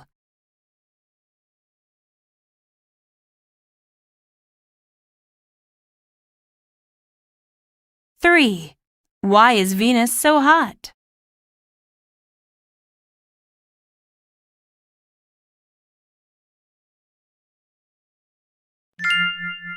2. Botany. Listen to a lecture in a botany class. How are plant cells different from animal cells? Well, plants have cell walls and they have chloroplasts. Animals don't have these. A plant cell wall is a rigid structure outside of the cell's membrane. These walls have several functions.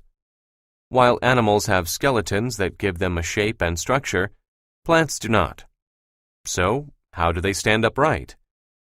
The cell wall allows a plant to maintain a specific structure. Its rigidness gives the plant its shape and the support that it needs. Also, cell walls act as a filter for the cell. They prevent harmful substances from getting in. Unlike animal cells, plant cells are able to make their own food. Plant cells contain special organelles called chloroplasts, which are filled with a substance called chlorophyll. This substance is what makes plants green. It also absorbs sunlight. Chlorophyll takes this sunlight, along with water and carbon dioxide, and changes it into energy for the plant to use. In this way, the plant generates its own food source. 1. What is one function of cell walls?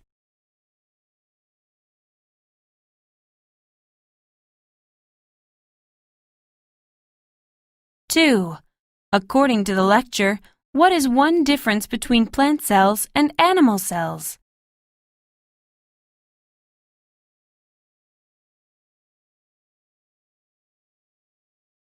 3.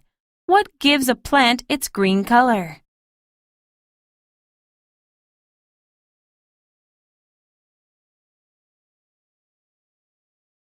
4. Listen to a conversation between a student and a university employee, and fill in the diagram with the information that you hear. Welcome to the Department of Transportation. How can I help you? Well, I have a bit of a problem.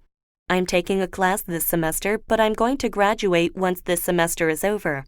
So I don't want to buy a permit for the whole year because it is too expensive. You can try parking at the parking meters.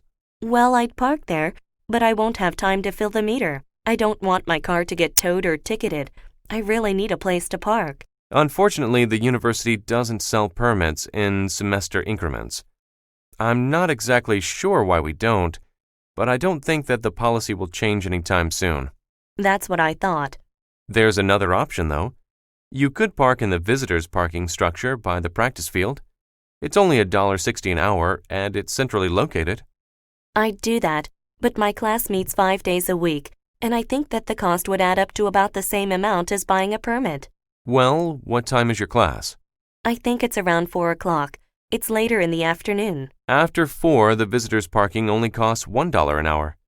So it'll be close to half the cost of the permit, and it'll actually save you a good amount of money by the end of the semester. I think that the parking structure is your best option. I'll do that then. Thank you for being so helpful. You're welcome, and good luck with your class. 1. Why does the student go to the Department of Transportation?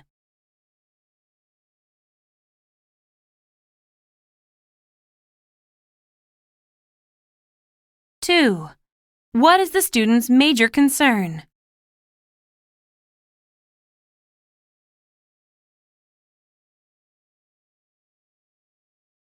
3. Geology. Listen to a lecture in a geology class. You might think that the diamond ring on your mom's finger is just some expensive rock that your dad bought for her. But do you realize all the work that went into the creation of it?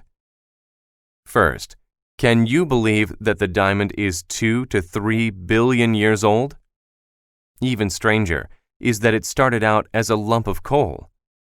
Basically, this piece of coal was about 160 kilometers down inside the Earth.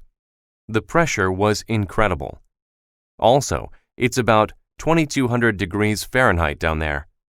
That intense heat and pressure changed the carbon molecules in the coal and rearranged them into the crystallized diamond we're so familiar with. Okay, that's fine, but all this happens deep within the Earth. So, how does it get to the surface?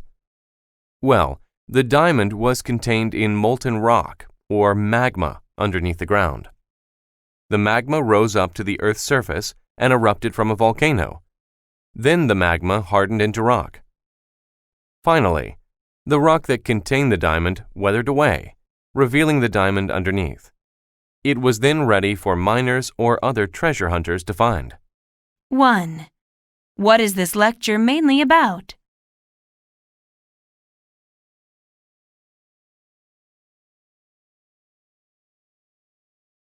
2. What aspect of diamonds does the professor discuss?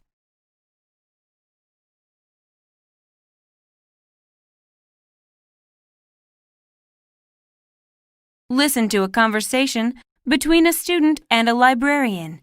Can you help me? I'm trying to write a paper on the poet James Wright, but there is only one biographical source on him in this library, and I can't find it anywhere. Do you have the call number? Yes. Hold on a second. Here it is. Okay.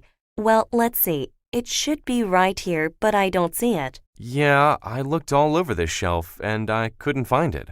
Well, let me check the library catalog to see if it's checked out. No, the computer says that it's here in the library. Someone must have misplaced it. This paper is due in a couple of days, and I really need that book to finish it. Well, sometimes we keep our books in an electronic reserve. That's where we scan the document into the computer. Where can I check to see if it's in the database? I'll check for you. Here it is. It looks like Wright's entire biography is in our electronic reserve. You should be able to print out the materials you need from our library's computers. Okay, thanks. 1. Why does the student talk to the librarian?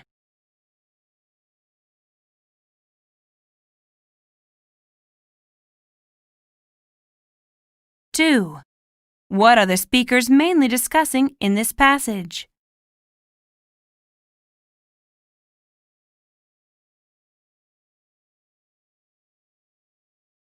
3. Listen to a discussion in a history class. Okay, now. History books teach us that the Italian sailor Christopher Columbus was the first outsider to discover the Americas. He accidentally came across the Americas in 1492 while searching for a better way to get to Asia. Therefore, he is credited as the discoverer of the Americas. But, Professor, isn't there some debate about whether Columbus was the first person to discover the Americas? Correct. In fact, that's what I'm going to cover today. See, new evidence has revealed that the first outsiders to come to America may have been Polynesian. You know, people from the South Pacific Islands like Easter Island and Hawaii. So how do scientists know that Polynesians came to the Americas first, you might ask? They know this through the discovery of an ancient chicken bone. A chicken bone? Yes. Scientists have recently uncovered a chicken bone off the coast of Chile. Now, chickens aren't native to South America, so it had to have been brought in by explorers. DNA testing has revealed that the chicken bone belonged to a type of chicken found in the Polynesian Islands. But I'm not sure I'm convinced that a chicken bone disproves that Christopher Columbus came to America first. Couldn't Columbus or a later explorer have brought the chicken bone with him? Well, that's the thing. The DNA tests also revealed that the chicken bone predates Columbus's arrival by about 100 years or more. There's no way that Columbus could have brought the chicken with him. 1. What is this discussion about?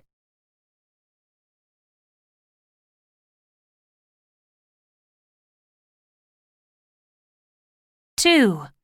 What is the main idea of this passage?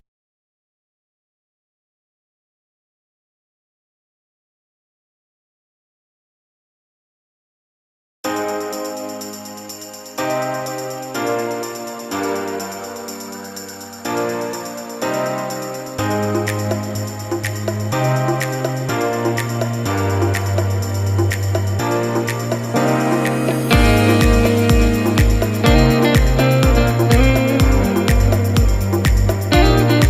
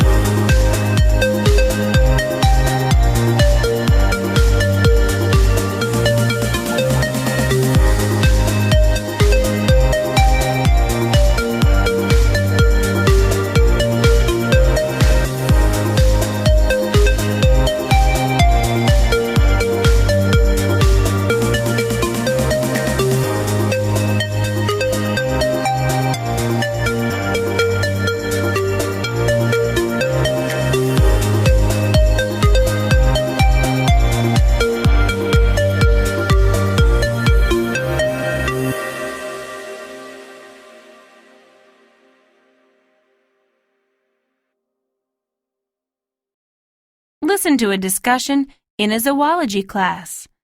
You've probably heard of whales or dolphins communicating with each other through song, or of scientists teaching apes sign language. But prairie dogs might have the most sophisticated form of language among the animal world. A researcher at an Arizona university has been conducting studies that may prove that prairie dogs communicate with a complex language that contains nouns, verbs, and adjectives. How do they know that the prairie dogs aren't just making a bunch of noise? Well, the prairie dogs may sound like they're just making a series of barks and yips, but this researcher and his team digitally recorded these sounds and analyzed them. They found specific repeated patterns in the sounds. They continued to do further research and found that the prairie dogs had distinct terms for specific animals and people. These scientists even found sounds distinguishing different colors or different rates of speeds for their predators. So then, do prairie dogs know this language from birth? Not exactly. This prairie dog language is learned through experience. Scientists know this because their language isn't universal. In fact, there are different dialects, that is, varieties of this language ranging between areas of New Mexico, Arizona, and Colorado. Also, it appears that the prairie dogs have the ability to make up new words. The researcher displayed black cardboard cutouts of coyotes, skunks, and oval shapes. While the prairie dogs had never come across anything oval-shaped in the wild, they were still all able to learn the same sound when they were presented with the oval shape. Why would prairie dogs need their own language? Yeah, they aren't very advanced animals. The fact that they aren't very advanced actually has a lot to do with it. How can I explain this? Let's see. Just about every animal in the desert is trying to eat them, and they don't have any way of defending themselves. So they need to be able to tell each other stuff like, "Look out, that red hawk is coming fast." Without such a complicated language, the prairie dog would probably be extinct. 1. What is the discussion mainly about?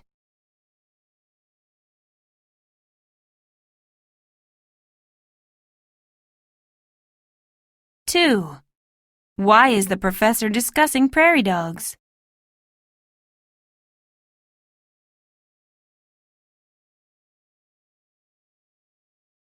3. Music. Listen to a lecture in a music class. Today, I get to talk about my favorite movement in jazz music, cool jazz. This movement, which occurred during the 1940s and 50s, had a huge effect on jazz in general. Okay, so in the movement before cool jazz, the music was faster and more aggressive. It consisted of instruments like saxophones and trumpets to give the music a more racing sound. Cool jazz changed this. It had a classical European influence that promoted the use of instruments that had never had a home in jazz before, like flutes and tubas. These instruments added something new to the music, a lighter, softer sound. Because of this softer sound, jazz bands started having more players and became mid-sized orchestrated groups. Also, cool jazz put a greater focus on the individual musician. Miles Davis is sort of seen as the first cool jazz icon. He recorded Birth of the Cool with his band. With this recording came the individual recognition of Miles Davis. Before, people pretty much attended jazz concerts to dance. But with cool jazz, they came to hear specific musicians like Davis. 1. What is the main topic of the lecture?